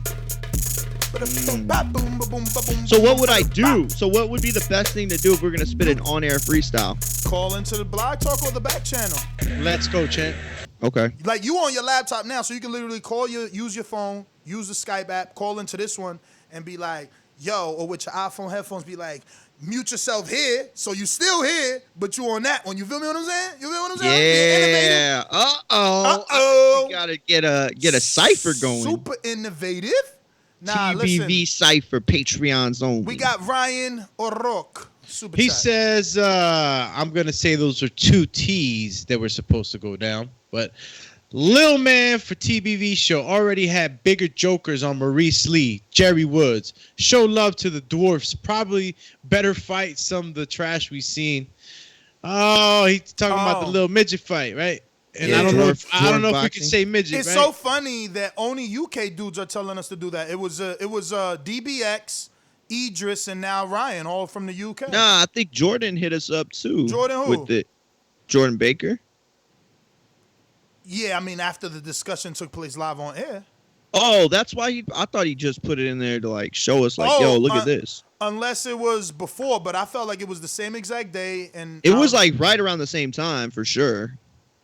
Yeah. Bruh, look, man, this is just another like YouTuber Jake Paul kind of scenario. It's gonna attract spectacles, man. Spectacles can get some attention from it. Yo, I'll be real with you, Doomy. Like, okay, I watch wrestling. I seen dwarfs fight. I've been to a strip club one time with a group, and we didn't know it was dwarf night. We showed up. It was dwarf night. You know what I mean? And it was like a show. You know what I mean? Like they put on like skits and like a whole thing. Yeah, we yeah, stayed yeah. for like 30 minutes, 45 minutes, and we bounced out to some other spot. Bro, But, you was smacking dwarf cheeks? Champ? Nah. I wasn't smacking dwarf. Was she running off the stage and shit. landing on you? You want to know something crazy? Real quick, let me remind y'all. I gotta remind these guys constantly. One, don't forget to subscribe to the YouTube channel. We're trying to reach that goal today before this show is over of 116,000. Two, share the show on all forms of social media. Shout out to everybody that's been posting us on their IG. You see I've been reposting you, and if you share on Twitter, I've been retweeting you. Shout out to Jay who shared us today, and Xavier, the trainer of Dillian White, who also shared us today. So yeah, man, like why aren't you, Brandon? You know what I'm saying? Like, what's up? Where's the love? Juan? Where is the love? Keem, you in the truck? Pull over, dog. Let's get a little share. You got an IG. Pull over. You know what I'm saying? You got an IG. I be liking when your son in the game crossing people over. Where's the love at? I need 10 subscribers. I'm about to refresh, man. Are we sure that we haven't gotten them yet? I'm about to refresh because it's crazy, Let's man. refresh. I Get feel that like I've been drum looking going. into this. I feel like I've been. Oh my God, we only got 2. I feel like, you know what? Should I He's deleted. Delete it. I swear to God. Only 2. It's only now we need 8. Can I get 8? Can I have 8? James. Can I? If you don't, if y'all don't give us 8, he's gonna be making Doomy create burner accounts all day. Yo, You know what I'm saying? He's gonna have me go to the salon and yo. We're gonna have to hit up the Russian bots. Hey, Barbie. Call Martina. Tell her sign up. Call her sign up, man. Yo, Martina. You know your damn role and shut your damn mouth. Just subscribe. That's all we need you to do. And make sure Doomy wins It on doesn't Saturday. matter what you think. Yo, you can't hit me with my own soundbite, bruv. Uh-oh. We got to share. Oscar Martinez. Woke Sack. What up? Shout out to you. Woke Stack. All right, whatever. Yo, but you should share this show. That was yesterday's, champ. That was yesterday's. Let me see. My little man, Ethan. What up, Ethan? Ethan, what up? All right. Yo, yesterday was Tony Harrison's birthday, y'all. We going out happy birthday to the brother. Brandon, Cincinnati. What's going on? Can you hear me? We do. Yes, sir. Yeah, I don't like the idea for the simple fact I don't think the talent pool is big enough for heavyweights 220 and under to even be interesting. I mean, when you think about it, we're going to make a division for 2 guys, Wilder and Usyk, because essentially, if they ain't fighting each other, they're just going to be fighting cruiserweights moving up. So, I mean, do we think Dorticos versus Wilder and British versus Wilder are a good fight? Or it's a Beatty versus Wilder? So, I don't really see the point of it. I mean, that's just my opinion on it. Now, maybe if he wins the title and he can keep it, he can kind of bounce back and forth from super cruiser to heavyweight, depending on how big the fight is. And they allow him to keep his super cruiser fight for their super cruiser belt while he fights at heavyweight. I don't know. I just don't think the idea is good. It's a good idea because I don't think it's really enough heavyweights that fit this criteria. But that's just my call. Y'all have a good one. All right. I'm with you, man. I'm with you. It's So- going to so take time for them it's the- divisions to fill in. It's the 220 and under division that's gonna be lacking, I guess. Then, huh? Yeah, like not a lot of depth. Well, I I was think feeling like it was both. the other way. The heavier guys were gonna have less guys, but I see what he's saying. You know, cruisers are gonna move up, and the Tabiti versus Wilder is just crazy. Tabiti does get like 200 and something, pounds.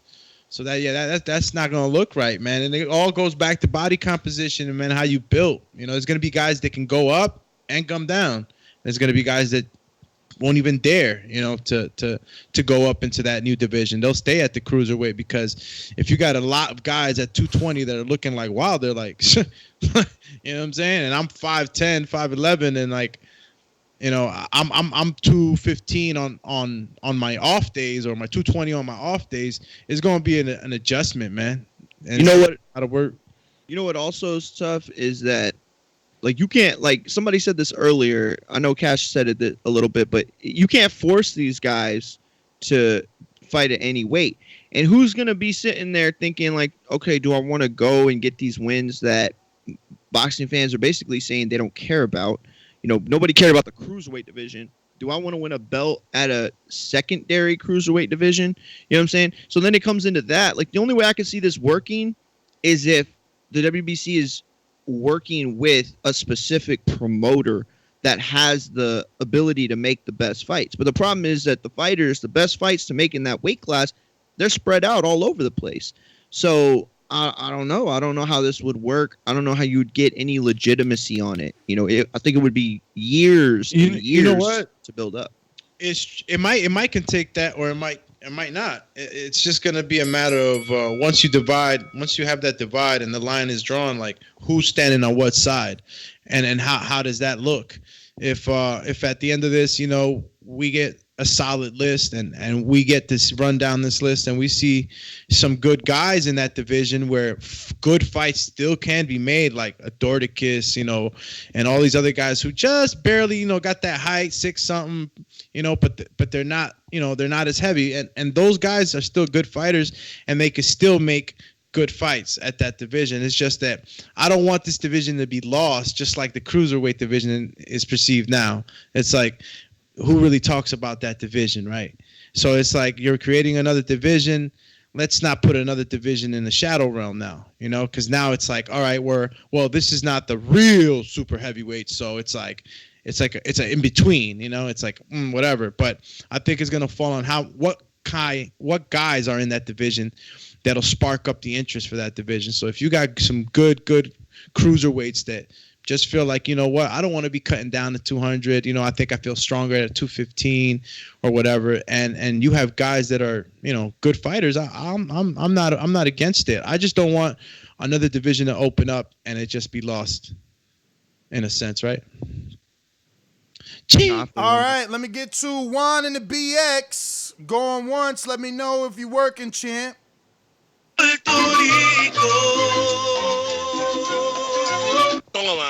Yeah, he shared the show. Yes, sir. And that said my name and shit, so I had to share it. You throw me out. I hope you gotta tag us if you want to get reposted, you know, because then we won't really see it. Oh shit, I didn't tag you. I didn't think about that part. Still tight. Oh, you no tag. Yo, what's good with that beat you had on yesterday, though, man? I messed up. What was it? Yesterday? No, Saturday. My fault. Damn, I'm like 2 days behind. Bruh, you got to get on the mixtape, man. That's where the fuego at. Man, but you threw a beat on today though, but it wasn't the same one you had on yesterday. I keep saying yesterday because I'm thinking yesterday, but it was Saturday. Yesterday, your show actually went off air, just like a whole bunch of other shows that went live. Yeah, I noticed that. I don't know, man. It was something with the internet in my area. It cut me out for the Nah, bro, it wasn't just you. It wasn't just you, because I watch other live channels and it happened the same thing happened to them. And I know y'all don't all live in the same area for sure. They're not from New Jersey. Might have been the platform itself, probably.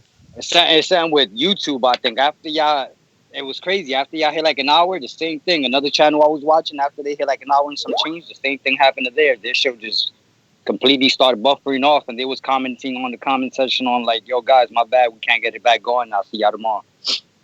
Damn. So I guess it was something with YouTube. But yeah, bro, I'm coming definitely next Saturday. I want that beat you had on last week, though. That was fire. Anyway, take care. Yeah, that was the stainless. That dun dun. That was, yeah, nah. That's my favorite.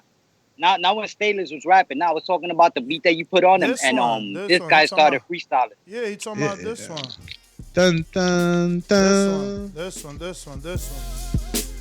Yeah. Oh, yo, yeah, that's that the one. Fire, yo. Oh listen. shit, he about to start. What? Oh, that's man, waiting for you. That's waiting for you on the TBV mixtape, dog. All you gotta do is get with Stainless and drop your verse. All right, back. Good looks. All right, fellas. Good show, man. Appreciate y'all. Appreciate you. Happy Labor Day, champion. I was just about to tell Cheney to share, but my man already shared, and that's showing that he cares. You know what I mean? Campeón. I'm trying to share Mac truck fight. Yo, Mac won. I think he KO'd the dude. Keem in Florida. El gran campeón puertorriqueño, this is Stainless, Víctor Trinidad. excuses tonight, Roy? Let's not ask questions like that. Let's touch gloves and go to work. Tonight, Roy. Let's go to work. Yo, you hear me? What up? What up? Vamos, He campeón. home. He off for Labor Day. No truck noises. Yeah, chilling today, man. Well, I mean, I'm on call, so hopefully I don't get no emergency calls about nothing being broken. But yeah, nah, man. As far as I'm gonna put y'all on the IG too, man. I've been meaning to do that. I gotta get around the screenshotting and posting that, man. But no, as far as the topic, man, I don't really like the idea of the division. I think what they could do, which might be a better idea, is what they do in the UFC, where there's just a cap. There's a weight limit. You know what I mean? You can't come in there at 290 pounds. I think the weight limit in UFC is 260 or 265. I know the only guy who really had to cut weight was like Brock Lesnar, who used to be like 280 or something crazy. And they said he would cut him and I think Shane Carwin back in the day, or Randy Couture. They would cut to 265 and then balloon back up to 285 for the fight. But that would probably be better, you know what I'm saying, than making a whole new division. Just put a cap on the weight limit. Say, look, you can't come in here 290 pounds. You got to be 260, 265, whatever, you know what I mean? Instead of making a whole new division, because that just, it'd be too much, man. You talking a small pool of people, promoters, and it would just make boxing even more. You know, we already got too many belts and stuff, man. It wouldn't make it any better, I don't think. But yeah, that was all I had. I feel like I had something else, man. I'll be having so much on these shows sometimes, man. Good interview too. But yeah, that's all I got, man. I have a great Labor Day. Chee. Looks like my soundboard went AWOL. But yeah, look, it all goes down to that. How is it going to look once the line been drawn? And is the division going to be fruitful? What up, Ness? Nah, nothing. You know, I would rather actually have it to super cruiser than what he say. Because, like, I don't know. To me, a cap on the division, I don't know. It's like baddest man on the planet means you can beat anybody, no matter what size they are. You know what I'm saying? So, like, I would rather, but I understand what he's saying. Like, in terms of safety, I get that. But I don't know. To me, the heavyweight division means more about how I could beat up the biggest man on the planet as opposed to I could beat up the biggest man that comes in under 260 or 270, whatever. Yeah, no, look, it's just different. It's different, man. It's different, and I just want to see how the division will look once everybody's been split. Then I could kind of get a better feel for it. You know what I'm saying? Like, you could sell me on it more if I really start to see that there's, you know, a good plot, you know, a good lot of fighters in that division, and that I'm gonna be, you know, looking forward to some good fights. I'm with it. I'm with it, man. Look at some guys that are just too big, man. Guys that are 290 that can't come down. You just can't. They're just built different. So, you know, again, it's just a matter of how it's going to look once the line's been drawn, in my opinion, right? Bro, but, yeah. No, you're right. Call you next on the call. Ness is still trying to figure out the right response for asking for a shoe size. So I think we'll probably be going to the next caller as soon as he gets the size. Nah, I got to get to Majid in Florida. Hello. Buenos dias. Hey, what up? Hey, man, I seen Brandon right on the back channel that he got his son to sign up for y'all, the subscribe or whatever. So shout out to Brandon. Oh, shout out to Brandon. And then the rest of y'all need to like the video, get them likes up and subscribe. Help them reach that easy goal. Stop stunting. But hey, man, I feel like with this topic or whatever, like, you know, I ain't even with it no way, shape, or form. I think it's retarded, but at the same time, I feel like Bellew, he a close friend with Eddie Hearn, so it's easy if they start pushing that narrative. You check in the chats now, everybody like, yeah, Wilder can drop down or whatever, so they could try to block him out to get that fight since the COVID got the fight postponed anyway. But also, man, with that Wilder little footgate thing, I figured it out. Just send Stainless track over to Wilder, and that'll probably, like, you know, kind of throw his mind off or whatever. So shout out to Stainless for that track. Everybody need to subscribe to this channel or whatever, help him reach them goals. And that's all I got, man. Not for nothing, bro. You really do need to send that to D, bro. I know he appreciate that shit. Go hard. It's not finished. Oh yeah, It's not finished. We hitting the refresh. We was at 92. Let's see. Uh-oh. We need 5 more, y'all. Is we gonna get 5 more subscribers before the show is done? That's what's important. I just got my niece to subscribe on my mom and dad's phone, so that might have been one of hers. Or we might be getting 2 more in like a second. Wow. That's such cheating. Yo, you guys are frauds. Yo, Hold on, let me make my other... ready to go up against the whole nail bar. Hey, let me subscribe to the 8 Patreons account that I used to vote for Doomy. FYI, we're gonna have Lucas Santamaria on. You know he's gonna Friday, be in another, right? He in another tough fight pretty soon. Hey, my UK people, somebody tell me who's K Prosper, man, and why should he get a shot at Chris Algieri? You know what I'm saying? Like, why would Chris be looking at him is what I want to know. But, you know, K Prosper wants a shot at Algieri. Algieri got a name, but he been a little bit inactive, man. He been a little bit inactive. Call you a little bit inactive. Little bit.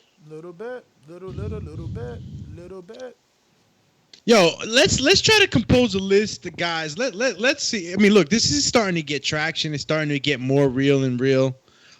We might just be getting this for sure, man. You know, it was brought up already. I think so, man. I think we're on our way. I think what we should do is right now start preparing ourselves and the people and just start to like look for potential guys that are gonna be good candidates from the cruiserweight to step up into that 220 super cruiserweight division, and if we get a good list going, then I could get excited about this division. You know what I'm saying? But that's the problem, Doomy, is like we could put a list together of guys that based on their size, you know, compositions, body comp, you know what I mean, and weight in the past could qualify. But then we'd also have to look at how many guys would actually want to do it. Like if you're Oleksandr Usyk and you have everything behind you in terms of hype, like why wouldn't you want to go for the money fight in Wilder or Fury or you know, Joshua? Like why wouldn't you want to go for those people that are that close to a fight? That's gonna be a matter of I guess because those guys ain't going down. You want to fight those guys, you fight them at full-fledged heavyweight. Look, what's the right word? Not ego. It's gonna depend on the person's like want, right? Like if I'm ego too, though. You're right. It is ego, right? Like if I'm sitting here at a 220 super cruiser, and like you know, and I'm really feeling myself, and I'm like, you know what, I could step. I see something, right? Pull the Mikey Garcia. I see something, and I can do it. And they want to be great. They go ahead and be great, just like any other divisions that move up and try to take on the bigger guys. So, you know, there's always going to be that, except for obviously the maximum weight, which is this, if this goes down, is going to be the heavyweight division in itself. So super cruiser, you can go up, and if you really want to, I guess, and you really want to be the heavyweight champion, you can move up. But I guess it's going to be a matter of what guys I'm watching at super cruiser, man. If I'm getting some good guys at super cruiser, you know, who knows? And at the same time, can cruiserweight be abolished? You know what I'm saying? Can cruiserweight be abolished? Can the guys that are at 200 right now, are they cutting already too much weight and they feel like, you know what, just make cruiser at 220, you know, and just be done with the other division? I mean, you could go a couple of ways on this, but then that makes it 176 all the way to 220. You know what I'm saying? Like, what do you do after you get out of light heavyweight? Unless you extend light heavyweight, it's just like, I don't know, the more you take from the other weight classes, the harder it makes them, and then you start to have the same problem. Yeah, no, and look, and we're talking about it, right? You're suggesting. Yeah, and we're just trying to get to a medium. Yeah, it's a think tank right now. We're getting to a medium where this could work. And you're right? You know, you take away from that, then it's a high jump from one division to another. So, and I don't know how many guys at 175, and what I can remember, have really gone up to fight at cruiserweight. I don't remember it. Nothing really sticks out in my mind where I've seen a guy move from 175 to cruiserweight and then like try to make a go at a title or something like that. Like I haven't seen it, but I mean it is still a great point. You're gonna have to jump up if you really want to. It's gonna be a super jump. So I guess keeping that cruiser there, it's only right. So that if guys do want to jump up a division from 175, they're not jumping that whole 30, 40, 60 pounds. Mario Blog Talk, and if you're on Blog Talk, remember you got to press one time so we know that you are available and ready to talk about the topic and discussion. Shout out to Keem in Florida. Just shared the show on his IG. There you go. You know what I'm saying? Showing y'all how it's done. And we reposted. You know what I mean? One hand wash another. So now more people probably subscribe to him and see his son crossing people over. Then when his son becomes the new LeBron, he already got a built-in fan base. You know what I mean? Word. That's how it worked. Happy belated to Josiah, man. That's how it worked, brothers. That's how it worked. Let's see here. I'm just checking the notifications on Patreon. See if we could go ahead and ring the alarm. And we can, because it looks like our friend in the chat, Mr. Nafal Hamed, has signed up. You're on the $3 level, champ, so that means that you get to buy us up a cup of coffee, and we split that 3 ways. Plus, we allow you to go ahead and be part of our TBV Fantasy Pick'em League, where you can fight for the right to be called the Grandmaster Caller. And then, Yo, when the new fight's going up? New fight's going up. When I get to it, they already picked them though, right? Mitty sent it, and I just Cool. ain't posted yet. You know what I mean? I need an assistant, but yeah. Yo, So I got James Valdez on the line in the yo, 2-1. you got the "It's So Hard to Say Goodbye" soundbite. It's so hard. We lost Michael to Castro. say goodbye And we lost Roy again, Roy? to yesterday. How Roy paid for the year? Somebody must have did something to Roy. That's what it is.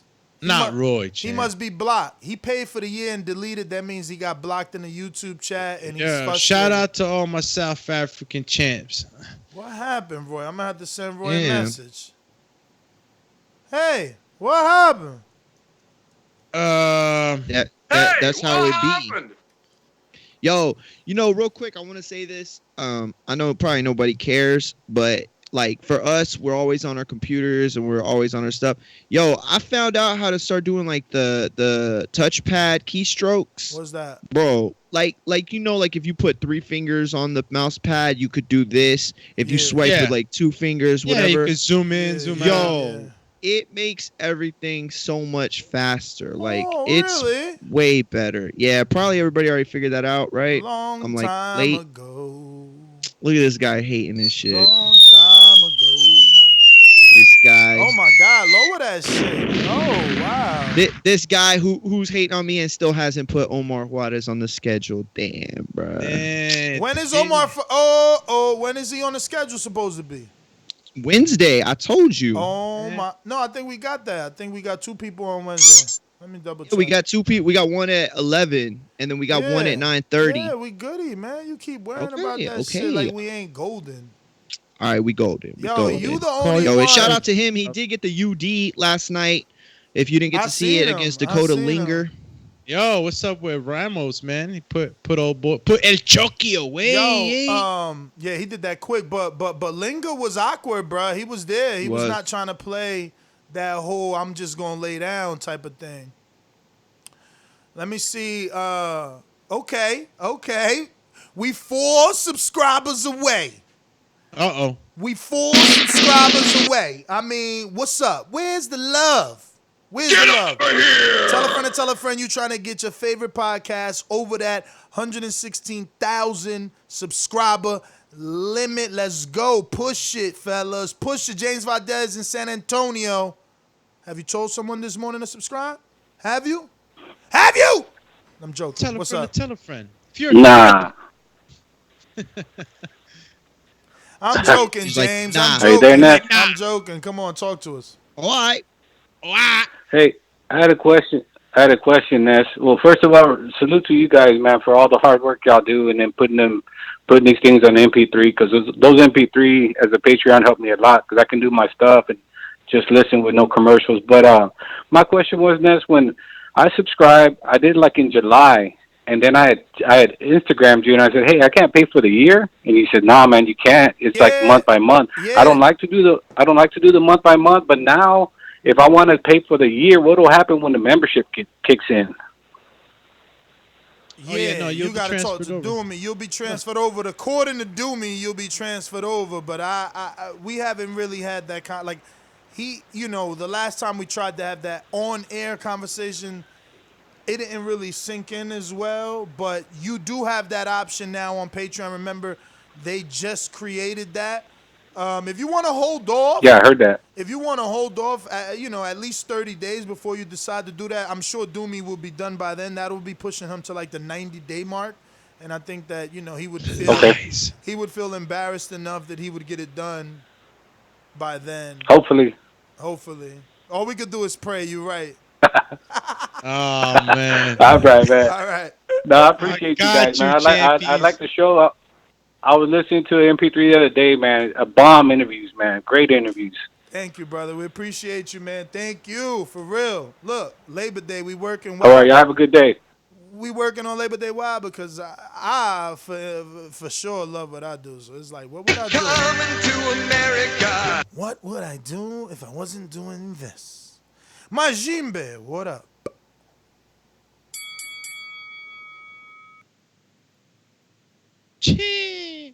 Oh, I think we went to him. That's why he's not saying that? Yeah, no, we did. Steve in Chicago.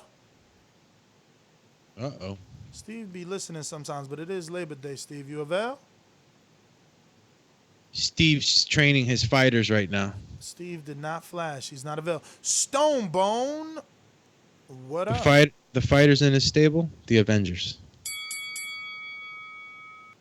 No Stonebone either. Just listening. All right. All righty then. We got Aaron and Cali. What's up, fellas? Morning. What up, bro? What's cracking?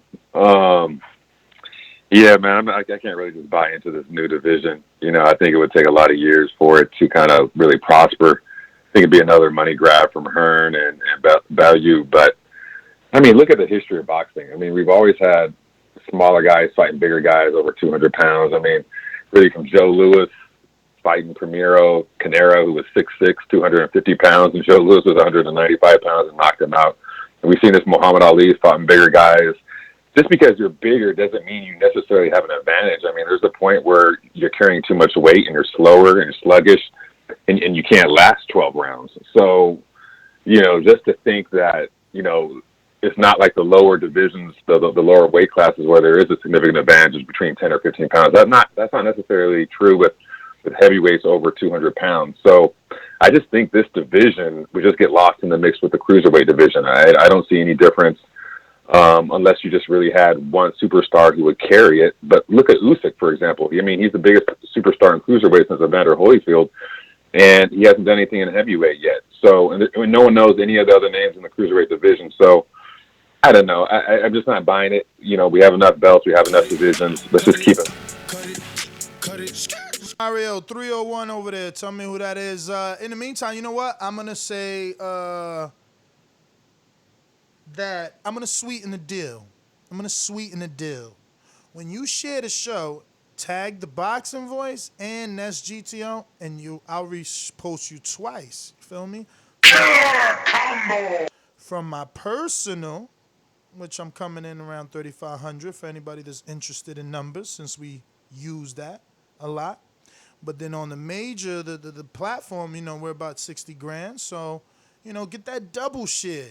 Get your double share on. So tag me and the Boxing Voice. You can take it a step further and tag Doomy and Mario and hope that they share you. They don't really Bro, pay I've attention. been sharing Oscar. Well, stop trying to always kick dirt, man. Negative reinforcement. Call you reinforcement. So Mario base. is not there. I'm going to have to go find out who's 301 all on my own. 301. Step away. It's Hawk. Is Hawk in Maryland? Oh, what he up? hawking you down, champ. Hey, what's up, fellas? What's going on, What champ? up? Good morning. Hey, what? Hey, good morning. What's going on, fellas? Good morning.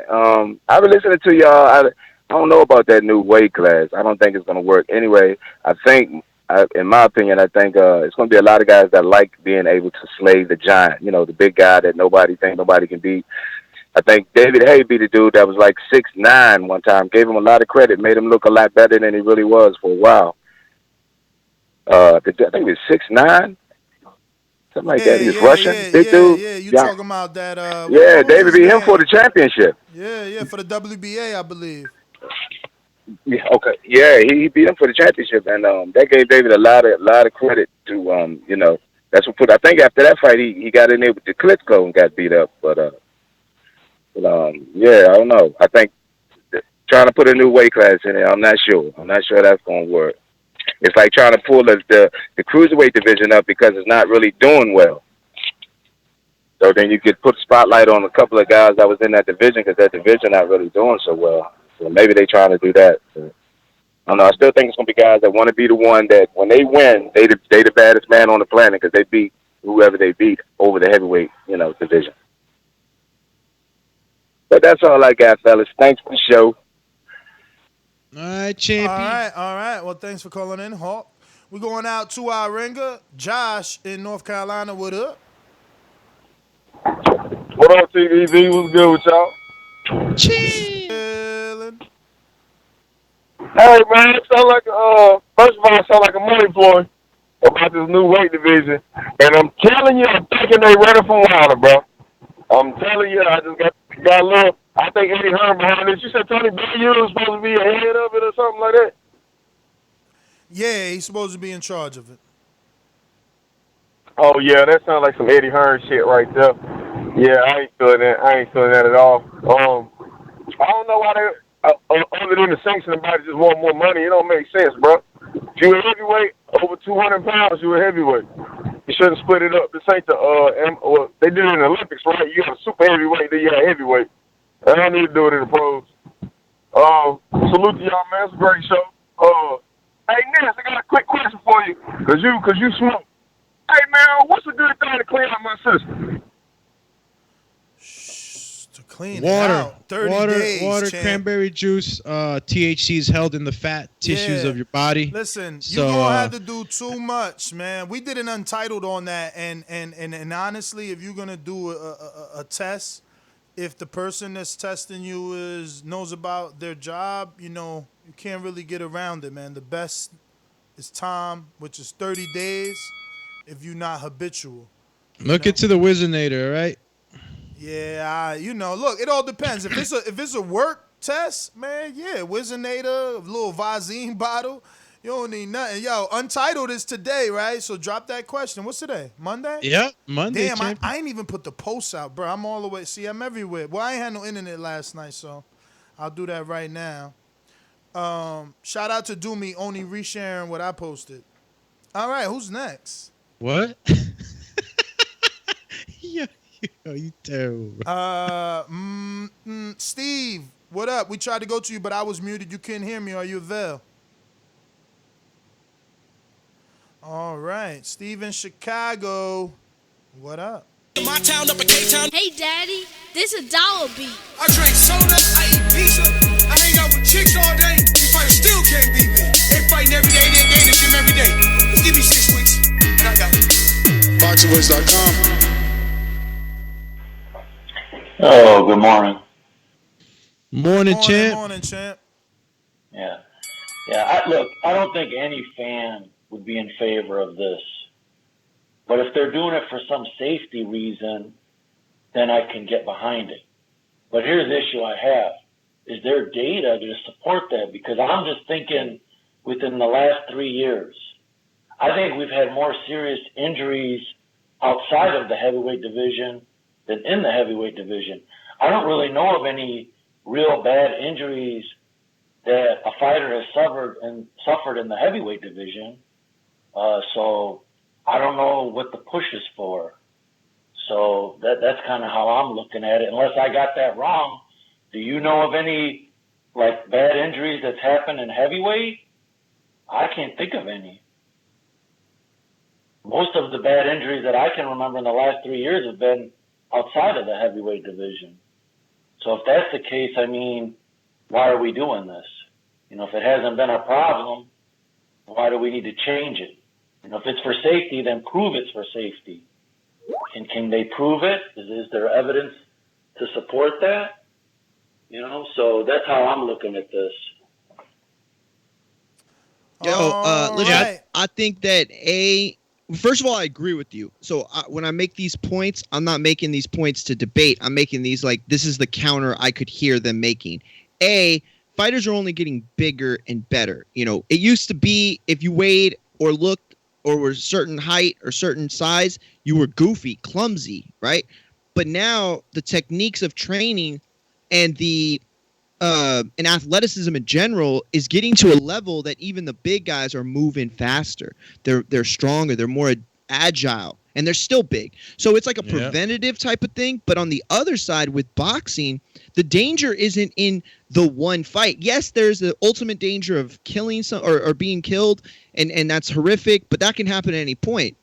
But the severity of injuries in boxing, particularly in the heavyweight division, we've seen happen over time.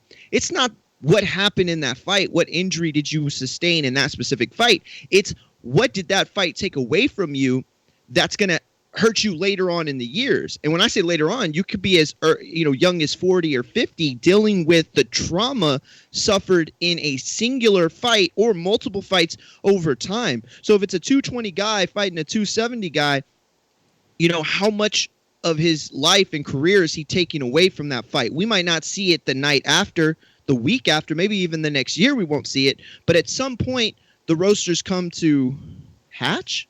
What do the roosters do? Roosters. The roosters come to crow. Whatever. You know what I'm saying? Like eventually, what the bed you made, you have to lay in it, right? And so those are the dangers in terms of injury, is what it takes away from you. You know, we seen what happened with Muhammad Ali. Word. What happened here? Ness over there making burner accounts. No, actually, we're only one away from the goal. I'm actually posting. I already posted the untitled post, so shout out McKinsey. 704. Go ahead and do your thing and drop your question, just like everybody else. I'll also be sharing it in the YouTube chat in a bit. But let's go to Stone Bone Boxing. What up? What up? What up? Chilling. And Mario, it's the chickens are coming home to roost. You know, that's thank you. Yes, you're the man. That's a famous quote, but it was most famous by Say that again. It was most famous by Malcolm X after JFK got killed, when he said that, and Elijah Muhammad sat him down. So yes. Oh my God, I remember that. Wow, good call, bro. Sure you do. I've heard Mario. it a bunch of places. Sure you remember. Yeah, it was in the movie. They had the it's a scene in the movie. The audio in it. Scene. Yeah, it's a scene from the movie. Look And at Mario. And they talk about it in Ali too. They showed a little clip in Ali where like the separation between Malcolm and Ali start. Listen, my problem with this is, so I can say, all right, I'm the cruiserweight WBC champ, and then go fight for the heavyweight WBA, WBO champ. If it ain't, like Dana White could do something like this because everybody fight under the same umbrella. So if it's just the WBC doing it, what about WBA? So I could be the. So what happens with Unified? Yeah, but Undisputed now? You know that the WBC is the end all be all. People don't like to believe it, but when they created 12 rounds, everyone else follows suit. When they created next day weigh-ins, everyone else follows suit. Now they created 30-day weigh-ins and what, 7-day weigh, and everybody's following suit. Like what they do, people usually follow right behind them. Right. So what I'm saying though is, just all right. So if a guy is, say if I weighed 219 and I won the title, do I got to vacate my title now and somebody else become heavyweight champion at 240 and now I got to be a cruiserweight champion, or do I keep one belt? If it's not if it's just think about this, when the government passed a bill, they usually make it retroactive so that you could do a lot of things in one swoop. Unless you make this retroactive and make it for every division, like I said, you're gonna have guys that are champion that are no longer champions unless they moving up in weight to weights they probably never been in their life. So I don't know. Unless you can get to with all of the sanctioning bodies, make it uniform, it's not gonna happen. Word. Call you is not gonna happen. It's not gonna happen. All right. Listen, I didn't think the franchise was really gonna happen. Then they were just like, I didn't even think take it. Yeah, I didn't think about Exactly, like what's bro. gonna happen to the people holding titles and what that's gonna look like. And think about the franchise rule. Or are right? they gonna create just new titles? I mean, they could The create a fran- tournament style thing so that we can get it going and see who are the top guys at that new division. Bro, the franchise rule is a rule that the WBA put out, and now WBC is adapting. So it's like, yo, they gonna do what's in their best interest, man. Untitled, 7 p.m. tonight. Head on over to the patreon.com/The Boxing Voice. Drop your question in about Wizenators or whatever it is you want to talk about.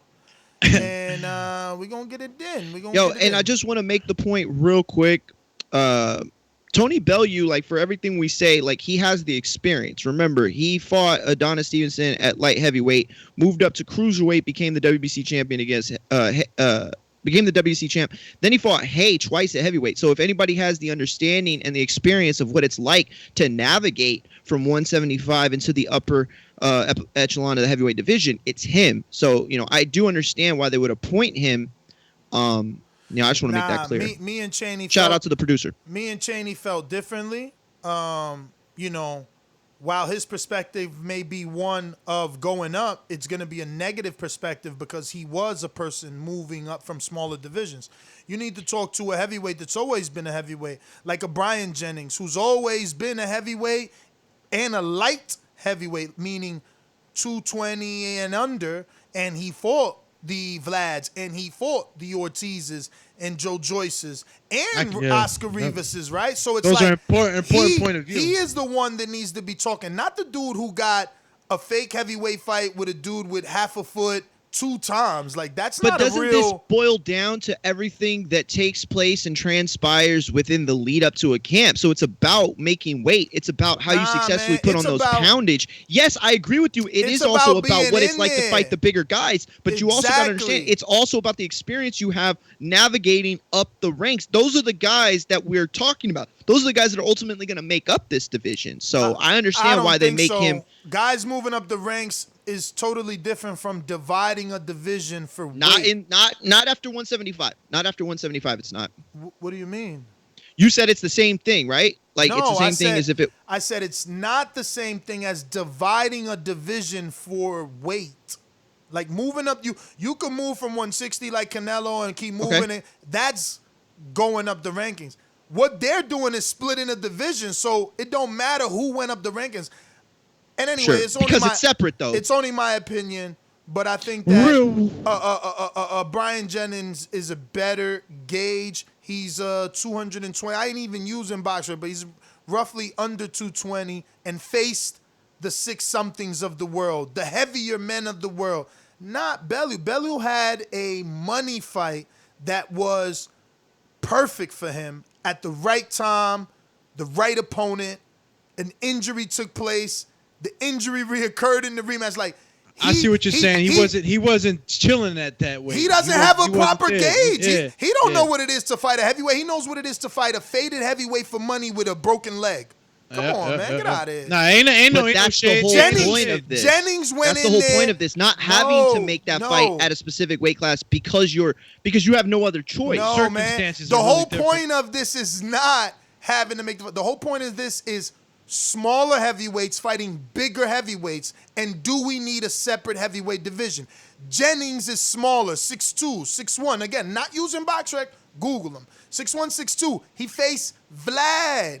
You understand? Agreed. I 100% agree with you. Luis Ortiz, who's also tall. Then he faced I'm Rivas. not disagreeing with that. All I'm saying is that there is value in somebody who was able to understand what it takes out of a fighter to have to give up weight, to have to, navigate through those higher weight classes where the guys are bigger, stronger. Like, he understands that aspect of it. So yes, Jennings is a valued voice in this and can provide perspective at a very high degree, but Bellew's also comes from it from a different angle. You have to have all angles to consider this. I think Bellew represents a very, very small degree of that. I think we created a separate debate, and I love it, though, because I do not think Bellew is worthy of the position. Why, though? Because what you're giving him credit for doesn't matter. He moved up. In what sense? Let me finish. He moved up in weight classes that are irrelevant to the conversation. So legitimately, he only moved up once to this conversation of heavyweight, and it was with a fucking wounded animal. The conversation needs to be had with a small heavyweight who's been small all his life, who's only fought at heavyweight and had to face the bigger men. Like Bellew, Bellew knows what it means. He don't. But that's the problem. What perspective is going to be different other than the fact that he did it? So he could say, I did it, why can't you did it? Like, that's it. That's his perspective. I'm not saying he can't give you beyond that. That's a possibility. He can give you the singularity of it all. What does the one fighter go through? That's one possibility he can give you is, take the ego, right? Like, I did it, let them do it. Or he could be like, yeah, I was at a deficit. I was at a disadvantage. I had struggled with the 6'6" Vladimir Klitschko, who's 245 chiseled, okay? I struggled with Luis Ortiz, who's 240-something, right? How much Luis weighs? He looks big. That's what we need to hear, not, I moved up from 68 to 75 to cruiserweight to heavyweight. That's not the story. The story is heavyweights are at an unfair disadvantage when they're fighting the super heavyweights of the world. You want to take into considerations a middleweight's fucking, like, he don't got nothing to do with this. He took a money fight. That's it. He took him. He didn't want to fight Wilder. He didn't want to fight Wilder. He talked all that shit like he was a heavyweight when Wilder went over there. You're holding that stuff against him. I'm not. I'm telling you, it's fact. How can you ask this man to give you his opinion on the heavyweight when he said, that's a heavyweight? I don't want to fight him. Give me the wounded dude. Give me Bambi. Come on, bro. Like that. What the fuck is wrong with this guy, man? Exactly. Real quick, super chat. Boxing expert says, Mario, stop it. Stop it. Párale. Thank you. What did I do? No, that was from earlier. That's for right now. That's from right now. No, that was from earlier. Coach Rivera says, Ness, what you think about that boxing poker league? And that's a dope idea. I love the idea. I will host it. I'm not good at poker. Like I said, I haven't played in years. One of my friends. I play spades. I've used the app. It's super easy. One of us would just take the control of it, right? Like, we would host it.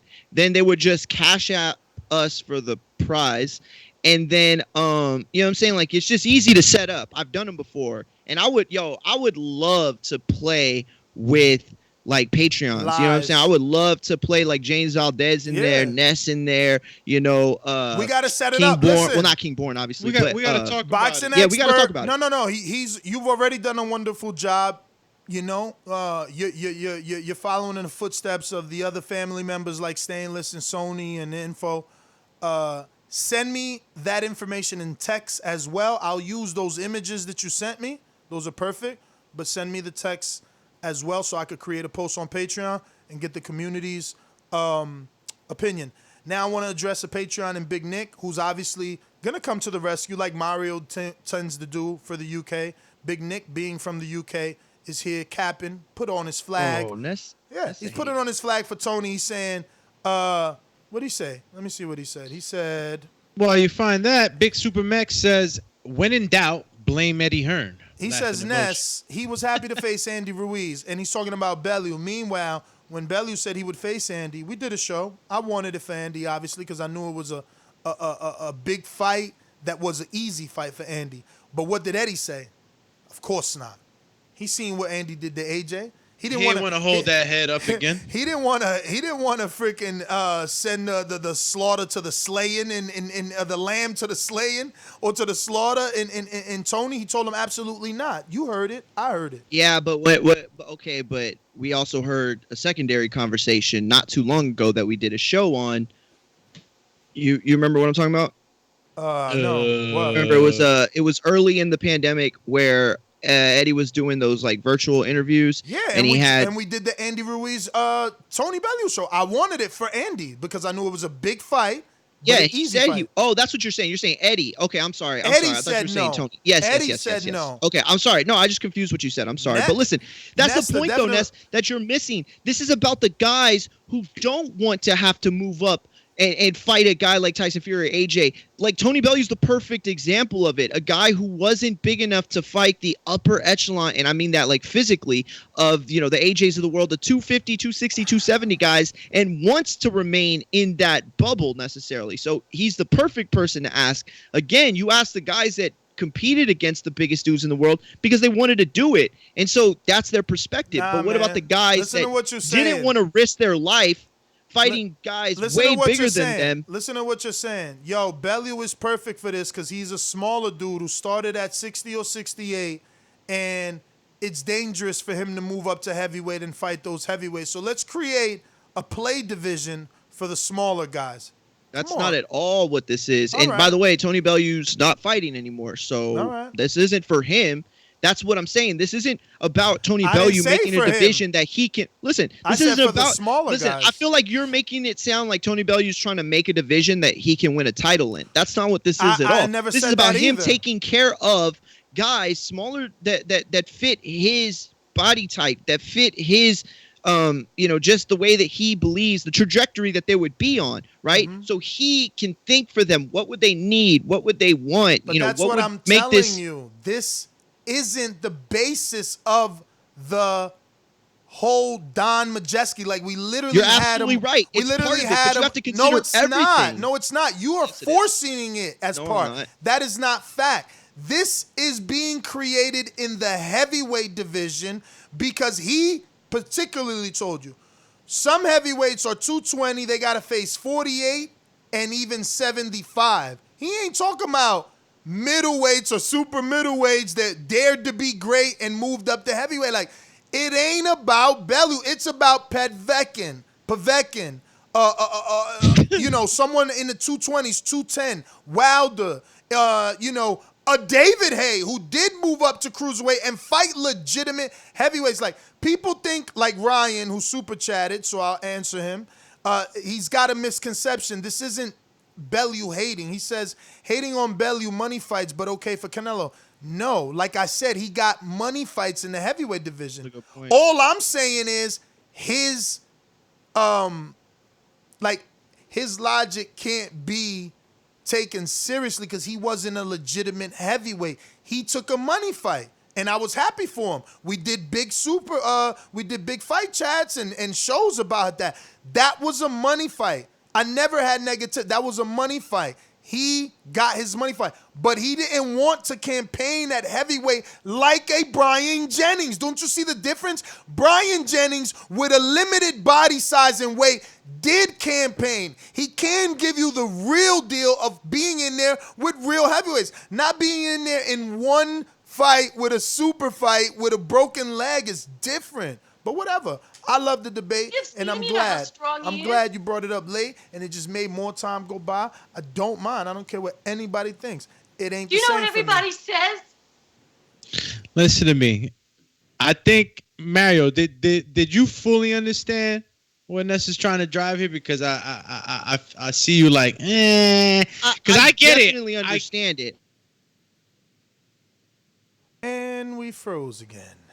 On the freeze again. Sub-Zero. On the freeze again. Oh, that would be dope to have that soundbite. I already got it. I'm about to you got it? Hit him with it. Hit him with it. Oh, no. That's Scorpion.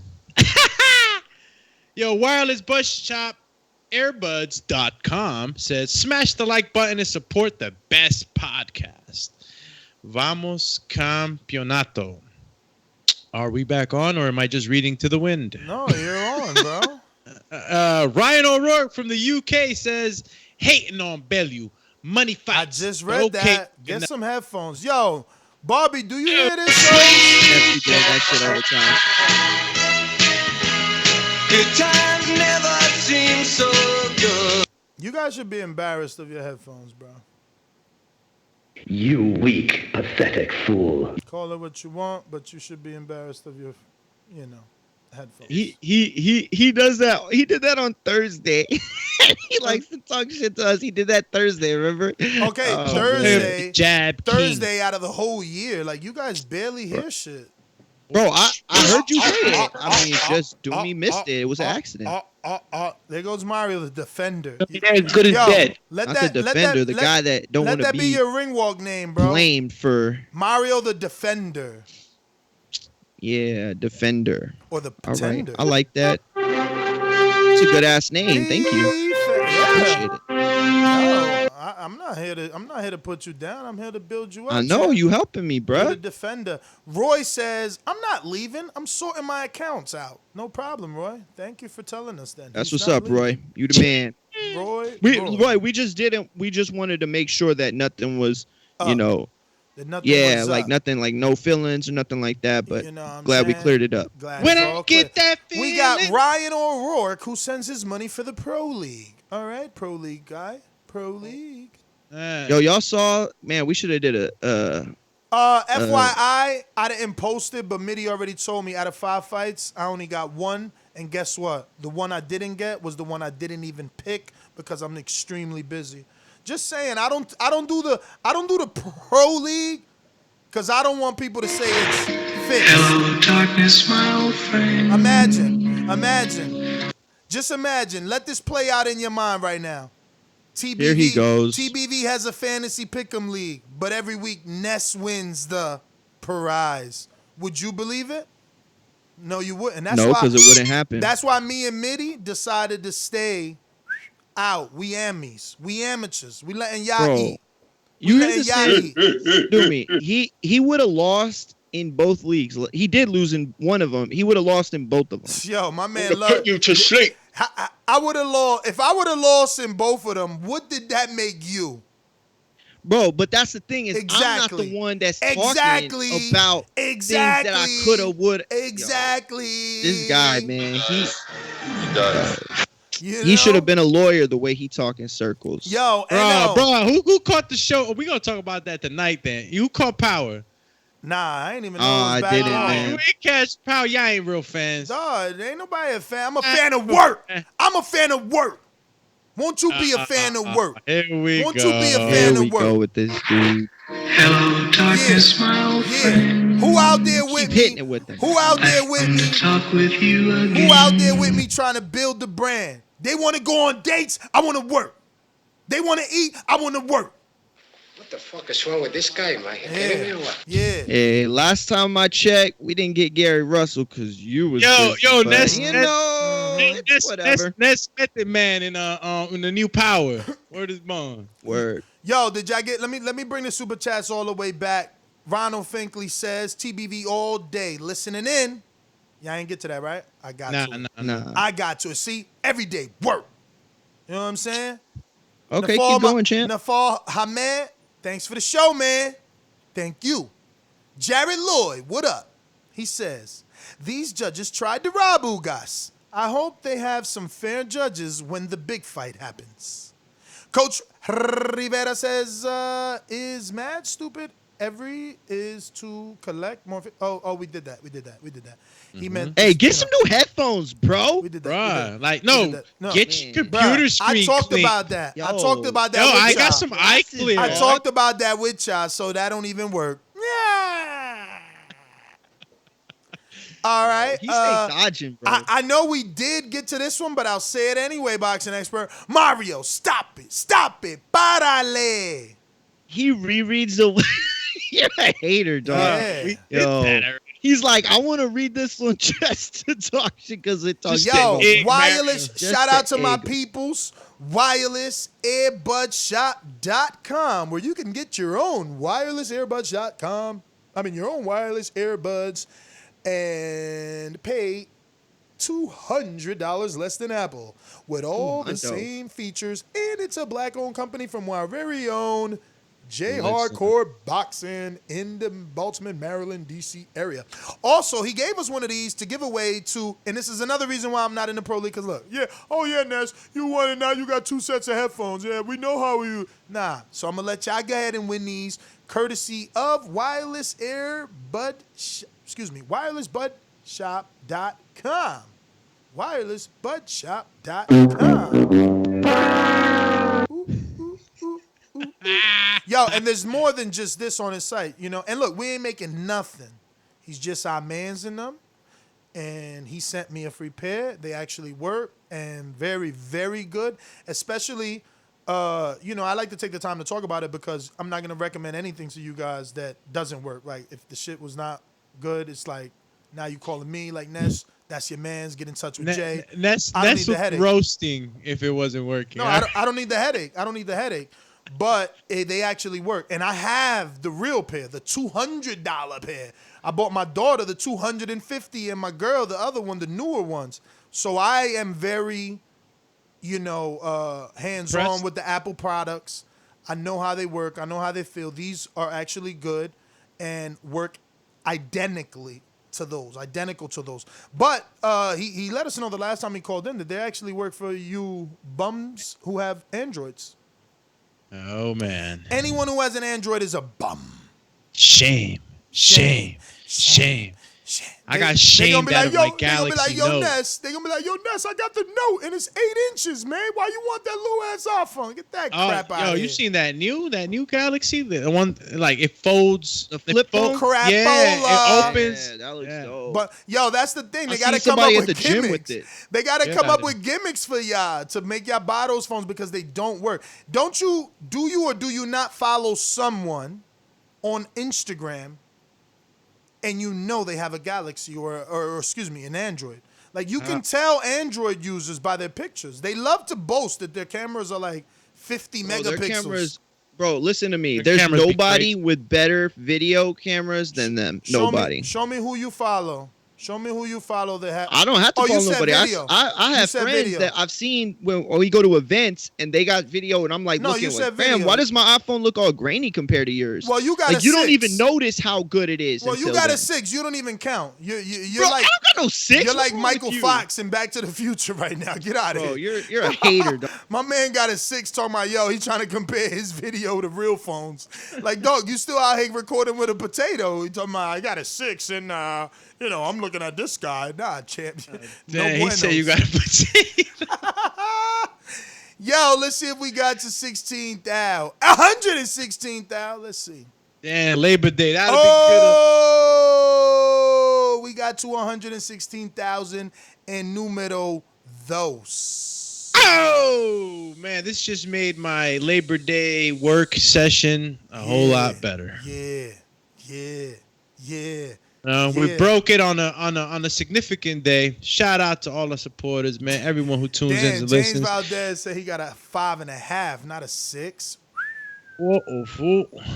Gave him a 5.5 iPhone, not even a true 6. Would that be like a 5S or something? Probably. I got the last phone, not this last one, but the one before. They just text me right now. Your brother Ryan texted me, say you got 16 gig. Bro, I don't got no 16 gig. I got I think it's like 120 or something. You got 50 videos and 10 pictures in your phone. And I can't download no more apps. You got to erase all your non-functioning apps like GarageBand. He said every time I got to take a picture, I got to delete my messages. Yo, man. iCloud, man. We're living in the cloud. The cloud. You know what's weird about iCloud though? Like they charge you for it, right? But like it never comes up on my subscriptions. Lies. Like I'll look at my subscription, I'm like, wait, I still got iCloud, right? And then it'll come out my bank account. Exactly. How much would it cost? I was just about to say that. Own... You better check your bank account. Forget your subscription. No, they take it, but they just don't show in the subscriptions. Like, you see DAZN, you see iTunes. Real quick. If you haven't already done so, hit that thumbs up button. It helps with the visibility of the show. Plus, it's going to put the show in the eyes of more people. We just got to 116,002, and now we already trying to get to 117. Yeah, we just want to skip all those other numbers in between. It's too much to talk about. Let's just go to 117,000, ladies and gentlemen. Can we get to 117,000 now? Chip, I think we can. I think I can. I think I can. Yo, they talking about brick phone, bro. You bugging, man. I got Yo, who blocked Candy Slim 501? He ain't blocked. What the fuck? He ain't blocked. He right there. What? I see him right there.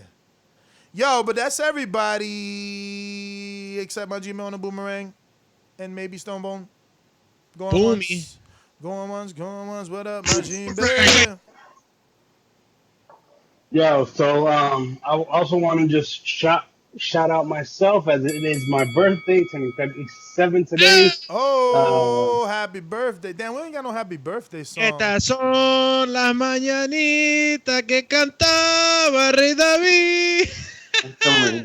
Hey. Yo, but now I want to ask for a birthday gift if possible. Is there any way that you can get Ismael Salas on for interview? I don't think that would be too hard. You haven't gotten them on, right? Nah, because Doomy is unreliable with the translation. And like, is he going to be available? Here we go. Is he really going to be available? That's the question. Hey, man, I've been following Salas for a long time. Am I going to put in all this work to get him, and then all of a sudden Doomy's like, yo, I ain't around? Bro, I'm going to reach out to them right now. All right. Yo, but yeah, man, I enjoy the rest of the day. I'm not going to be able to catch Untitled. I'm going to be doing some barbecue with my family. Oh! But yeah, have a good one. You know, I didn't even ask my own co-workers here. Are you guys doing barbecues on your beautiful new deck, Alexander? And Mario, are you going to be out in the 114-degree weather trying to cook ribs? Man, I had it planned to do Mario something, not bro. there again.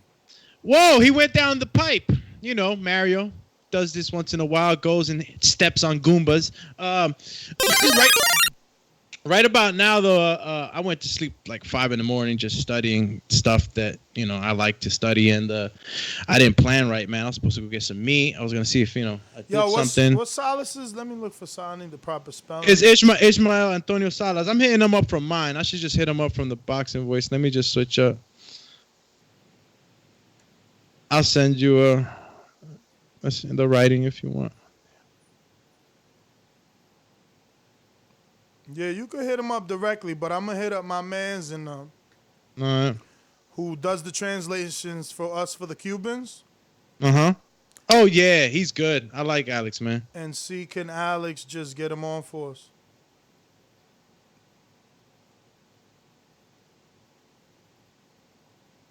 Yeah, man. Nah, Salas. I've always, you know, and he's been around for a while, man. But I mean, as soon as I got, you know, wind of you know, Professor Salas, man, like I like his methods. I really like the style that he's you know, giving fighters, and his philosophies and everything else that he does, man. I really, really like it, enjoy it. He's very scientific with everything he does. And he's done a lot of good with Ugas. You know, Ugas is looking good. And he has other fighters. I hate that Ugas only counters to the body, bro. He be wilding, bro. Bro, but he not gonna make it at the top like, though. Somebody like gonna come over the top. Gold. Yeah, but somebody gonna come over the top with a hook or something. It was him that came over the top with that overhand on Ramos. La bola. Okay, but Ramos is not top 5, man. You know, to get a belt. Yeah, neither. And look, it's guys like that sometimes just, you know, they had a good camp. Antonio DeMarco had a good camp, and he made a young guy, up and coming guy, look, you know, rather. Let me take this call right here. We got Bruce in Chi-Town. What up? Man, what up, bro? Thanks for taking the call. I know I'm late as hell. My bad. No problem. But yeah, I see the title. I couldn't catch like most of the show. I was working, but now I got a chance to call or whatever. I see the title. They talking about is that official? Is that something official? They adding another weight class? Well, remember, this is something that the WBC is now considering and working on, and Tony Bellew is the person in charge of coming up with ways to make it work, and this has been the first release of that. Yeah, no, that's not. But That's not a good idea. it's only suggestion based at this point from Bellew. It hasn't been mandated or ordered or, even started by the WBC yet.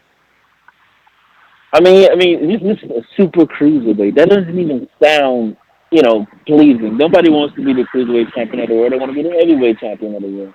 And I don't agree with that at all. If they trying to, I feel like they probably trying to do something for my boy Wilder, but I think Wilder can, he can regain the heavyweight title. He don't need them to give him shit. He just got to do what he got to do. And that 201 plus is heavyweight. Period. Fuck it. They know super cruiser and all that added extra belt. They get enough tension with these fighters. I don't know what this really is about, but that's what it is. And to all right, champ. Hate to cut I agree you. with them. I don't think that anybody's gonna want. Nobody wants a cruiserweight title, let alone a secondary cruiserweight title. Face. Let me get my plug in here. Hey, My champ. bad. Thanks for calling in. Hate to cut you, but there is a time limit. If you're left with your words in your mouth, we have options on patreon.com/for boomerangs. We'll get the call twice. You know what I mean? Plus, you get to say supporting your favorite podcast. You know what I'm saying? Or you could just cash app $SGTO $5 or super chat $5 and come right back with a counter punch and not stay with those words in your mouth. You know what I mean? That being said, we're gonna go out to a boomerang. You see how I did that? We're gonna go to a boomerang in Colorado. Stone Bone. What up? What up? Yeah. As I'm thinking about it, I think my mind is getting more confirmed that it's not gonna happen. When you just think about a guy like a Oscar Rivas, who's only like 6 feet tall, but he's like 230 because he's just muscular, big biceps, big calf muscles. What about those guys? Like, are you really doing anything for them? So if I'm just 6 feet, but I'm cut up with muscular, do I now got to lose 15 pounds to fight in a division where guys are my height? How about you just do what you should do and strip Fury and make Fury fight for a super heavyweight and just let heavyweights be as it is. If guys want to be 300 pounds, let them do it. So even think about Big Baby. Big Baby ain't that tall, but he was a big guy, a thick mass, body mass guy. So now he would be a super heavyweight, but he's still short. So I don't know how much you really helping guys because the body type isn't determined that, hey, at 200, you got to be over 6'4". No, there's guys that are 5. Look at Mike Tyson. Mike Tyson probably was like, 219. Wilder was 219 the first Fury fight, so he wouldn't even have been able to fight Fury. I don't know, bro. He was 209 the second one, right? 209? Or the second one was 209, the one in L.A. See, man, that's crazy. And he had pants and everything on. You know, heavyweights don't get naked. Yeah, he weighed in. He had a mask on his face when he weighed in. Yeah. So I don't know, man. Like I said, unless every sanctioning body come to an agreement to do it, it's gonna be hard because like I said, you'll be a cruiserweight champion at the WBC, but you'll be a heavyweight champion at the WBA. It's just too difficult. So we'll see though. All right, Stone Bone, Boomerang. So Damian Lillard has 8 million followers on Instagram and 2 million on Twitter. Damn, NBA does. Is he an NBA player? Who's that guy? Oh, he's a trailblazer. Yeah, Damian Lillard. He's a basketball player. One of the best in the league. So Carlito said we need to get him on the show because he's a basketball fan, but I don't know how that's going to be possible. I don't know any connections to this guy at all. That is tough. You know who might have a connect? Oh, they say he raps too. Keem just said he raps too. Yeah. You know who might have a connect is maybe your boy. If Mario does a song coming at him and everybody tagged him.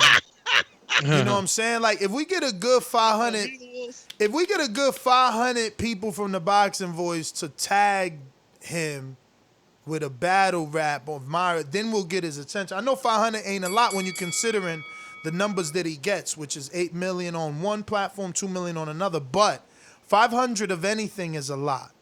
Yeah. It's a lot. It makes it makes we're gonna hear the noise of 500 people. You might even hear the noise of 100 people telling you the same thing on your social media. You may not make it to 100 comments of the same thing. You may start to block or turn the comments off. Fury does that. He only posts, and only the people who follow him that he chooses can comment. It's crazy. Yeah. So, but I don't know how to get Damian on, Carlito. You're going to have to do that. I was going to say, damn, why can't I think of his name? Your boy that wrote the book. Damn it. What's his name? Adrian Clark, champ. Adrian Clark, champ. Why I ain't think of his name? He from Corpus and everything. Yeah, he might have that hookup because he actually, when he was managing, he managed several basketball players and a couple NFL draftees or prospect draftees. But yeah, he has a pretty big connect to the NBA. Okay, well there you go. Then you can try and get that in. It looks like we done. No, we not. LV Slugger in the building. What up, though?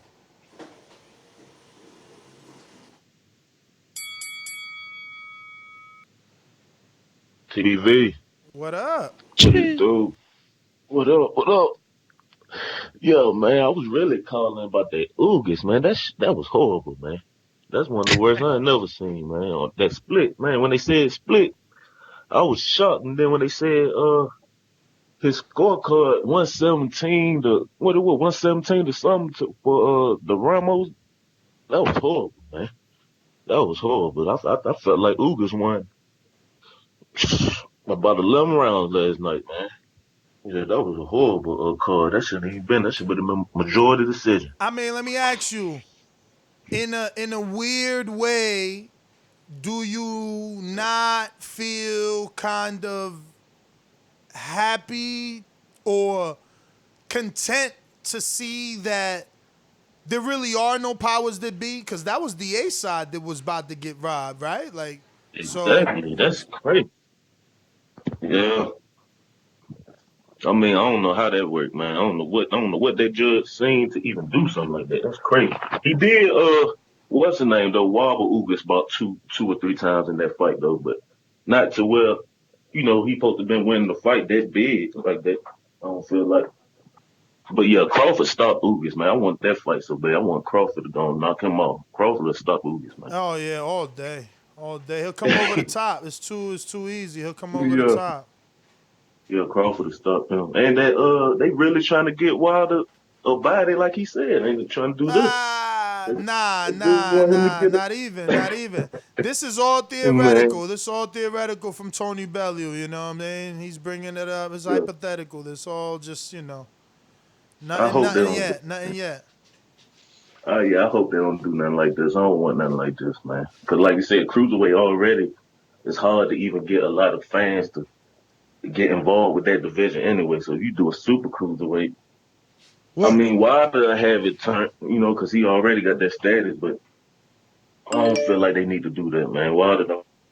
Chan, I'm curious for your opinion. Well, why do you think that the Cruiserweight does lackluster?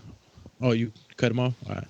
Yeah, I mean, I was busy trying to text Damian Lillard, so I gave him actually 2 minutes and 30 seconds. I got my boomerangers looking at me sideways like, yo, what's really going on here? Yo, Chan, let me just get some of these super chatties while you handle the handle. Do you? You know what I'm saying? You got my man Candy Slim, I believe. Damn, Mario, you went down one pipe, popped out the other one. My Skype just like completely shut down. It wouldn't even let me join the call. I had to close it all out. Hey, you guys. Candy Slim 501 says, I'm not blocked. Can y'all bring CYP back, though?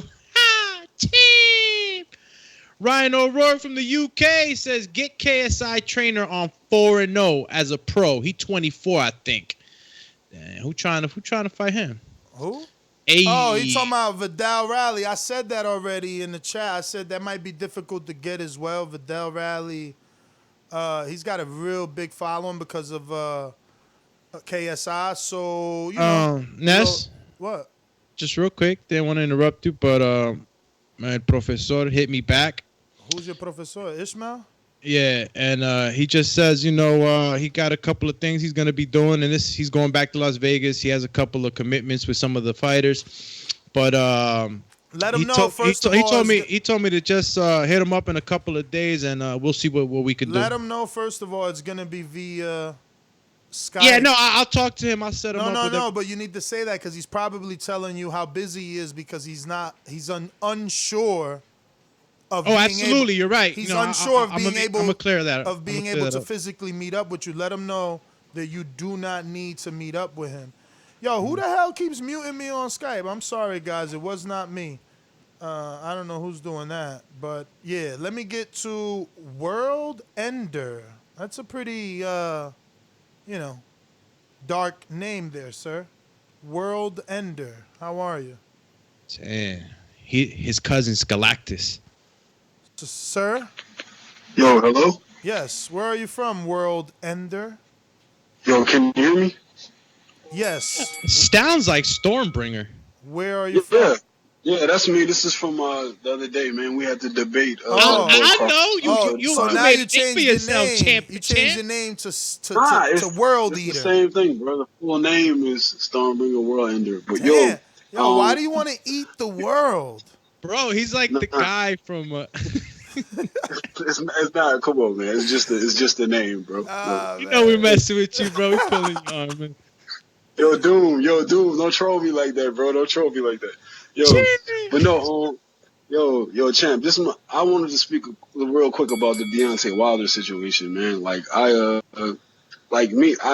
know he received a lot of ridicule after the first fight, but to me, I mean, he was very successful in the first fight. I mean, he won. If it was any other referee, like I said. But in my humble opinion, I'd rather see that version of Deontay Wilder, not the one that's so patient and rarely throws punches. He fought differently. Like when he fought Wilder, when he fought Fury in that first fight, he threw more punches than Fury, and they both equally landed about the same amount of punches, and that's good considering he threw a whole lot more than Fury did. He threw his jab a whole lot more. He let his hands go for the most part, and Fury had no choice but to retreat and move around to survive. Right? In other words, just like what we saw in the Otto Wilder fight. However you say his name, he was aggressive. You got to keep Fury, moving, right? So, and I feel like that was the more successful version, or to me, that was the successful version. I'd rather see that version of Wilder than the slow, methodical, wait for the right shot type. Because it seems like when... Taking my opportunity to throw that plug in there. Remember, you can always become a boomerang to get a second call, or just $sign SGTO Cash App. $5 or super chat $5. By using $sign at SGTO on the Cash App, you will help us out because then YouTube won't take that $30. I mean, not $30, excuse me, 30%, but it sounds like the same if it's 100, right? That being said, I think that's everyone.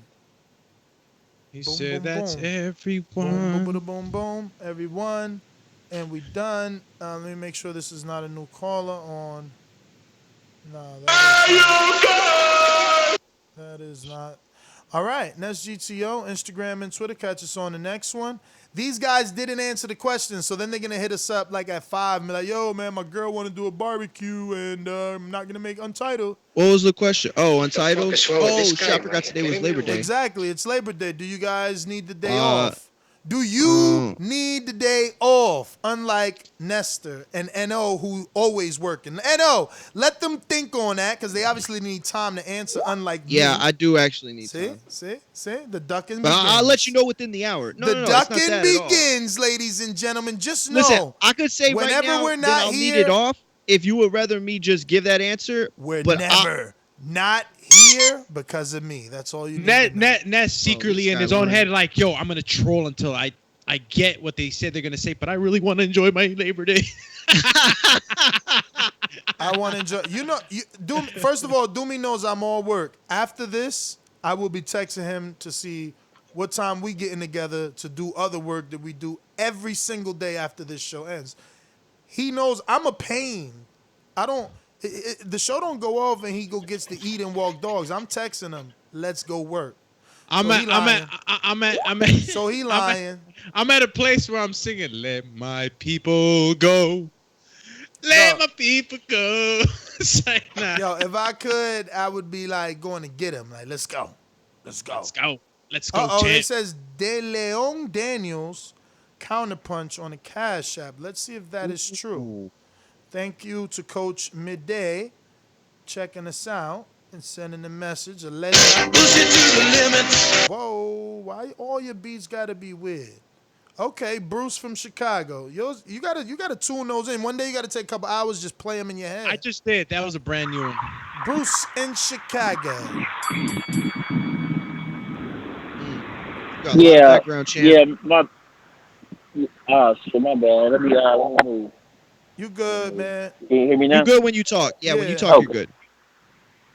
I got you. Now, what was he talking about? Strip Fury? I don't understand that. Like, we don't have to strip Fury at all. He earned the belt. You know what I mean? Ain't no strip Fury unless that, you know, the PED shit is real. But other than that, you ain't got to strip Fury. You know, Wilder just got to beat him. You know what I mean? Like, Wilder don't need no sympathy or pity or nothing like that. I got to believe in that man because he can't do it or whatever. And I think Ugas countering to the body, that shit hurt. I mean, of course, if you catch somebody on the chin, you can get him out of there. But getting countered to the body hurt way worse than being countered upstairs. It just looked better upstairs. So. Exactly. Yeah, exactly. Yeah, it just looked better upstairs. Yeah. That's the problem, man. You saying, on an audition for television. You know what I mean? Like, you want to look good. You don't want to be the guy that's always they call you the guy that makes an ugly fight or the. You know, that's not what you want because you ain't going to get on TV. No, yeah, for sure. But before this fight, I thought Ugas was dangerous for the top guys.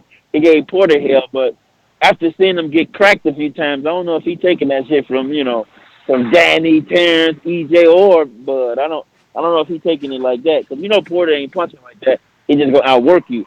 But the other guys, they cracking. His ass will be in trouble. He get hit like that against them. But sometimes you look bad versus those guys. Bruce, I done gave you 2 counter punches and a half there because of this dog. You got lucky there. Shout out to you. TBV Labor Day gift back at you, champ. Yo, Nest GTO, Instagram and Twitter, we are out. Shout out to Bruce for the not super chat, but the counter punch. Remember, counter punch is when you wanna get something off your Steve chest. got 704's boomerang. Steve got 704. Boomerang. And Teddy B jumped on. All right, Steve, which I don't see there anymore. He's not there. I don't no longer see a stale hash brown. I see a stale hamburger bun. Why do you make bread while live? But anyway, or should I say toast bread? Teddy B, Steve isn't there, so it's on you. All right, so I got a couple things. First off, these little guys get like 77 billion chances to go up in weight and play the weight games and the ducking games. But heavyweights, you have to fight the best. So why not give them another division to be a 2 world champion? Second, you don't need to cut to get down to 220. Just fight at your normal weight. I don't understand that. And thirdly, you can fight above your weight. So if you 200 and you want to fight in heavyweight, you can still fight in the heavyweight with the big guys. Like, you're not forced to go down. Like, a cruiserweight could fight at heavyweight. We just seen it with the one dude that Babbitt knocked out. And lastly, I'm not in that much of agreement of the one that they proposed, but I think it should be 175 to 190 is cruiser. Then 190 to 210 is the different division, like a super cruiserweight or something like that.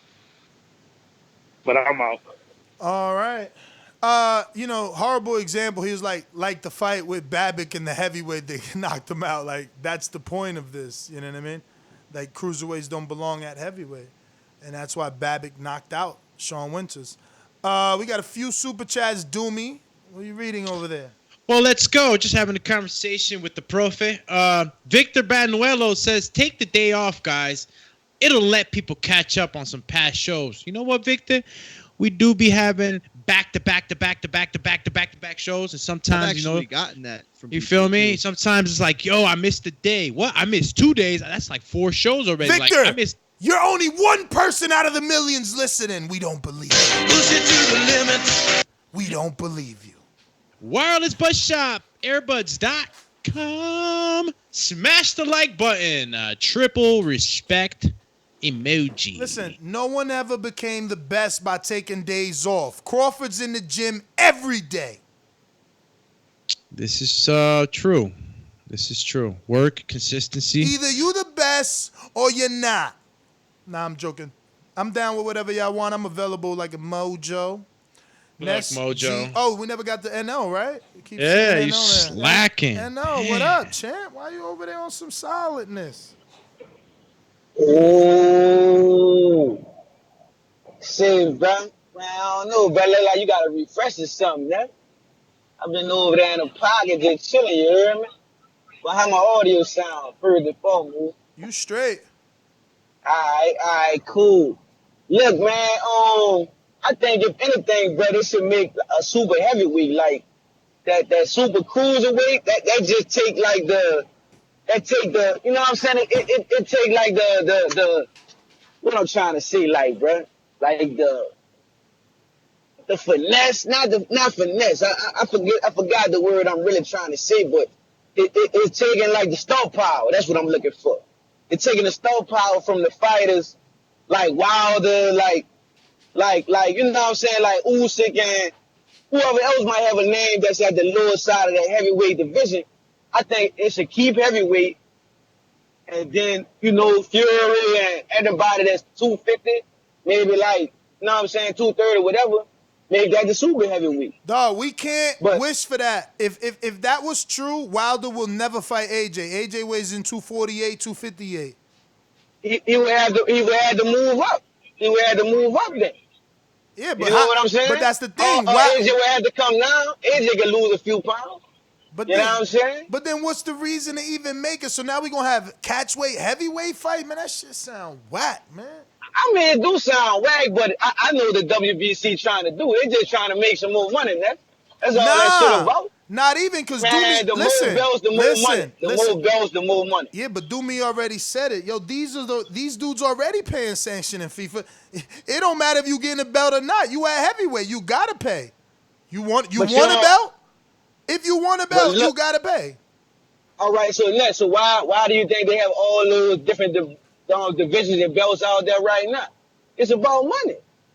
There's more money they're gonna put in it. Like one of the WBC doors, the WBA, Listen. WBO, all of them gonna before sanctioning bodies, there was always divisions, man. You always gonna need divisions because of weight. It's always a health thing. It ain't about belts. The belts they happen to look. That's just a business that happens to thrive on the misery of others. That's all. Like the WBC and every other sanctioning body created a business that they know is always gonna be needed in boxing. Look at the IBO. You always gonna have a fighter out here trying to be a champ.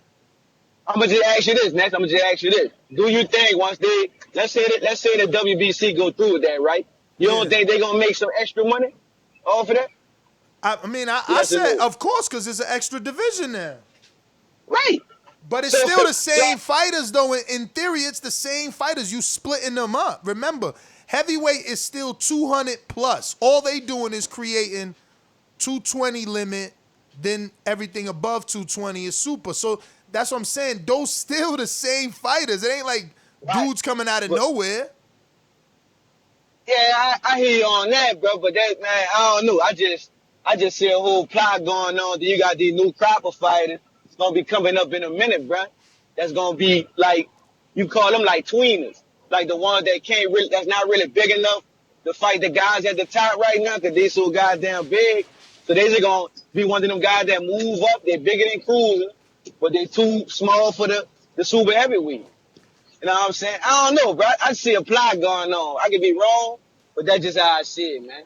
Well, again, you guys got to follow the show, but thanks for calling in. You got to follow the show. We try to inform you. Remember, I was in Mexico. This isn't the WBC. This is a regular guy. Like, who knows? Maybe 5 years from now, I could be at the WBC convention proposing potential new installments for boxing, whether that be divisions, weight classes, anything that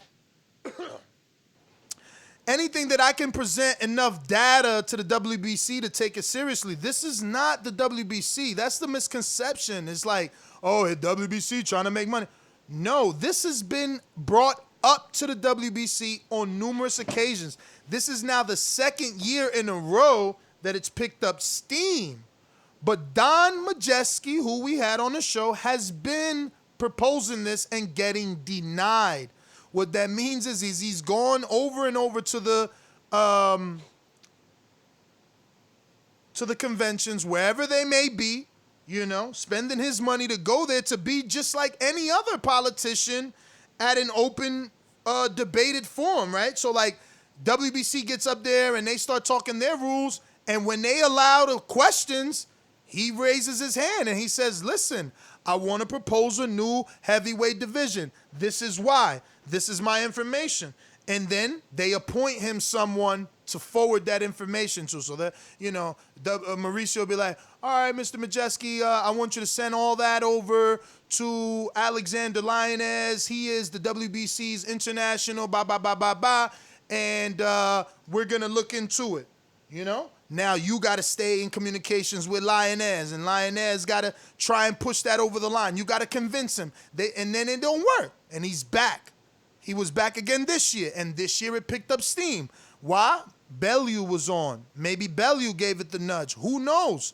Who got it over the line in terms of it's actually being written about? Last year, it was just a thing. I was in Mexico. It was just a thing. This year, there's articles, there's shows, there's Mauricio talking about it, not just Don Majeski. So we can come up with something as people in the media that we feel is like, I don't know, a new headbutt rule. Maybe you don't want it to just be, and this is strictly off the head and doesn't make any sense, but like, maybe you don't want to do to get a warning. Or maybe it's a warning and then you're done. Not a warning and a point, then another point. You know, meanwhile, Steven Nelson has 2 bad cuts. One on the outside, one on the eyelid. He can't spar. He can't go back to the gym. He's got to be careful what he does. Some what's that called? Stitches. You can't sweat. So now he can't run. So now he gains weight. So now he's not optimal. You know what I mean? And it's all because someone headbutted him. So we could come up with a rule. Again, that was just, some bullshit. There could be better stuff out there, but all I'm saying is this isn't the WBC. If you want to create something, you got to do what everyone done before you. You know what I mean? Don Majeski is just taking it out of, like, the political realm and bringing it into boxing and forcing something, and he's gonna probably be. I don't think it's a bad idea, man. I just don't want it to become a clusterfuck. You know what I'm saying? Like, idea. Nah. Look, scientifically, it makes a lot of sense. You got guys that outweigh you by 50 pounds. What the hell? Like, you're gonna feel those 50 pounds. So I'm not against this. What I'm against is the probability of something just being more complicated than things already are, with all the things that we deal with already with the belt systems and everything else. So it's just a matter of when the divide happens, how is it going to look, and is it going to get in the way of anything else in the other divisions? So, I'm all about making it so that the fighters are a lot, safer. Look, Deontay Wilder, I forget how much he weighed exactly, Ness. I know he wasn't 215 or anything like that, but he was still the lighter guy. He was being outweighed by like 50 pounds. So, so you guys could get I don't know about the suit and everything else that goes along with it, but you could definitely see, who the bigger man was, and in the way that he was bullying Wilder, he outweighed him by a lot, and that weight, it could be dangerous. You could dent somebody's head. Yo, shots fired. That's it, bro. That's it. Let me double check the super chatties. I'm trying not to go, man. I don't want to leave. I don't want to go. I don't want to go.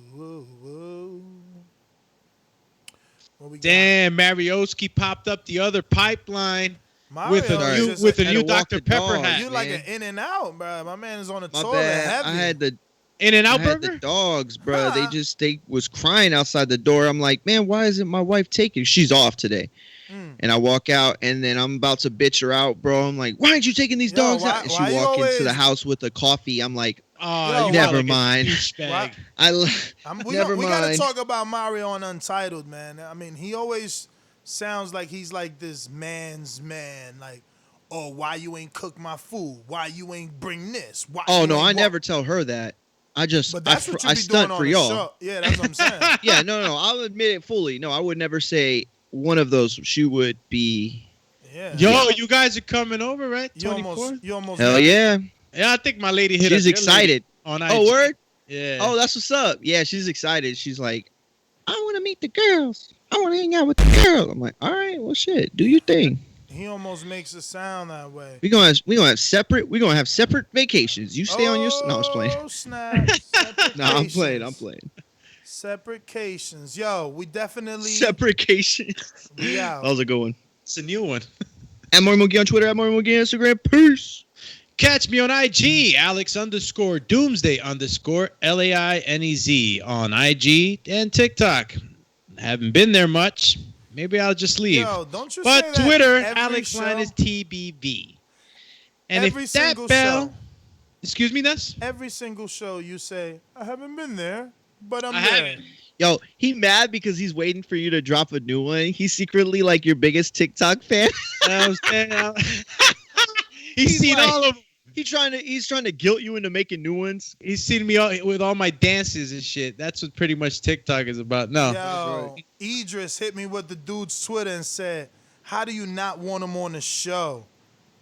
Who is it? My man, Lil Man? Yeah. Yo, get Lil Man on, man. Let's get him on. I Of course we want him on the show. I want to know what's on my man's mind that he want to get it in the boxing ring. He feels like he got an opponent that he want to let it all out on. I mean, I seen the clip. Shout out to Coach Tundi, and I'm gonna tell you, like, yo, the little guy looked like he packed a punch when he hit my man in the belly. So even though my man with the belly looked like he built, straight out of concrete. Breaking news. It ain't worth for show because like we already knew, but it's official. Tio and Loma signed contracts, pictures and all. Let's go. Let's get Doomy to be the strongest chest in the world with 1,000,000 push-ups. Bro, super. I just hope that every now and then you dropping and just doing your 10, cuz you about to get push-ups on demand. That means you stopping at the truck spot. I'm going to hit you up like, yo, Mex, it's time to put the work in. You're going to have to go outside. Say what now? I was ad-libbing for you. Oh. Time to put the work in. That's it. El Brooklyn. Soy el jefe de jefes, señores. Yo, what's up? What's up with a todos niveles. Yo, what's up with my Luther Clay versus Blair Cobb only getting mediocre love, yo? Like, it ain't even I like Cobbs too. It ain't even crossed the 200 mark on the likes. Like, yo, I think this is a decent matchup. You know? Welterweight matchup, little international flavor, you know? You got American Blair Cobbs hailing from Philadelphia, living that California life. And, welterweight former WBO international champ, Luther Clay. I mean, I think they styles make up for a nice little fight, man. Come on, y'all. Tag Golden Boy. You see, I hit them all up. I tag Golden Boy, Matchroom, Eddie Hearn. I tag Eric Gomez. That's Robert Diaz. That's Oscar, Dazn. That's Luther Clay, and that's Blair, the Flair. Let's go. That's stylistically, I like that fight. Go. I really do. Let's go. Woo! Let's go. Ric Flair style. Now, Cobbs can fight. I know what you talking about, champ. What you mean what I'm talking about? I ain't saying Miller on the chat. I'm like, what? He could talk but can't fight. I want this fight. Let's go, champ. Yo, I'm out though, man. It's over. That's GTO, Instagram and Twitter. Catch us on the next one. Enjoy your Labor Day. You heard the guys basically admit that they don't want to come on, so we probably not coming on. Push it to the limit. I'm trying to. I mean, they're as good as dead. Carlito said, who's Blair Cobbs? You wilding right now. he fought on Canelo undercards, bro. He almost a co-main. We crazy? I think that kid has a lot of mental fortitude. His story is crazy. So maybe we'll talk about it on title day. Yo, Mitty, you could tag Al Siesta. It's too late. The post is done, but I mean, I know you can edit it, and I don't know if it's gonna reach him after you edit it and add it. But if you send it to him, and then, or if you post it, you could post it on your story and tag Siesta. Then I can repost you. Let's go, champ. You know that's what Luther need to do. But I don't even know if Luther. Did Luther like it? He might not like that match. I'm like, yo, Ness. How Luther liked it, but you gotta repost that, Luther. Come on, you know you listening. You gotta repost that, champ. Look at you, K-Rob. Blair whack. Yo, Mad Bent says Clay too much for Blair. That's Mad Bent. That's Mad Bent 100 in the YouTube, but he's Mad Bent 1 million on Insta. What you know about that? He's exponential. Yeah. Man. They hating on the loser. He says Chris Congo makes way more sense. Laugh out loud. This guy just lost. So? Yeah. It was a good loss, though. What you talking about? Some people get excited about this Stevenson Berlanga fight, too. Yeah. Like, it's like, I don't know if we're going to get it unless people trying to cancel out their stock. You know what I'm saying? Oh, DBX saying they're not going to step Berlanga up yet. Shout out to DBX. The boxing plug in Florida. Shout out to my mans. He said, laugh out loud, going in 60 seconds. So he thinks Berlanga knocks him out in 60. Uh-oh. Archie, the trainer and father of Kashad Elliott, he says, let's go. Okay. Let me see. Who else? There's a bunch of people out there, but look, we got to go, man. He said, let's go. I'm out. Next GTO, Instagram, and Twitter. Catch you on the next one. Peace. Well, you already heard it, Champ-a-Lamps. So. Soy el jefe de jefes, señores. Is you gonna say bye or your Insta media?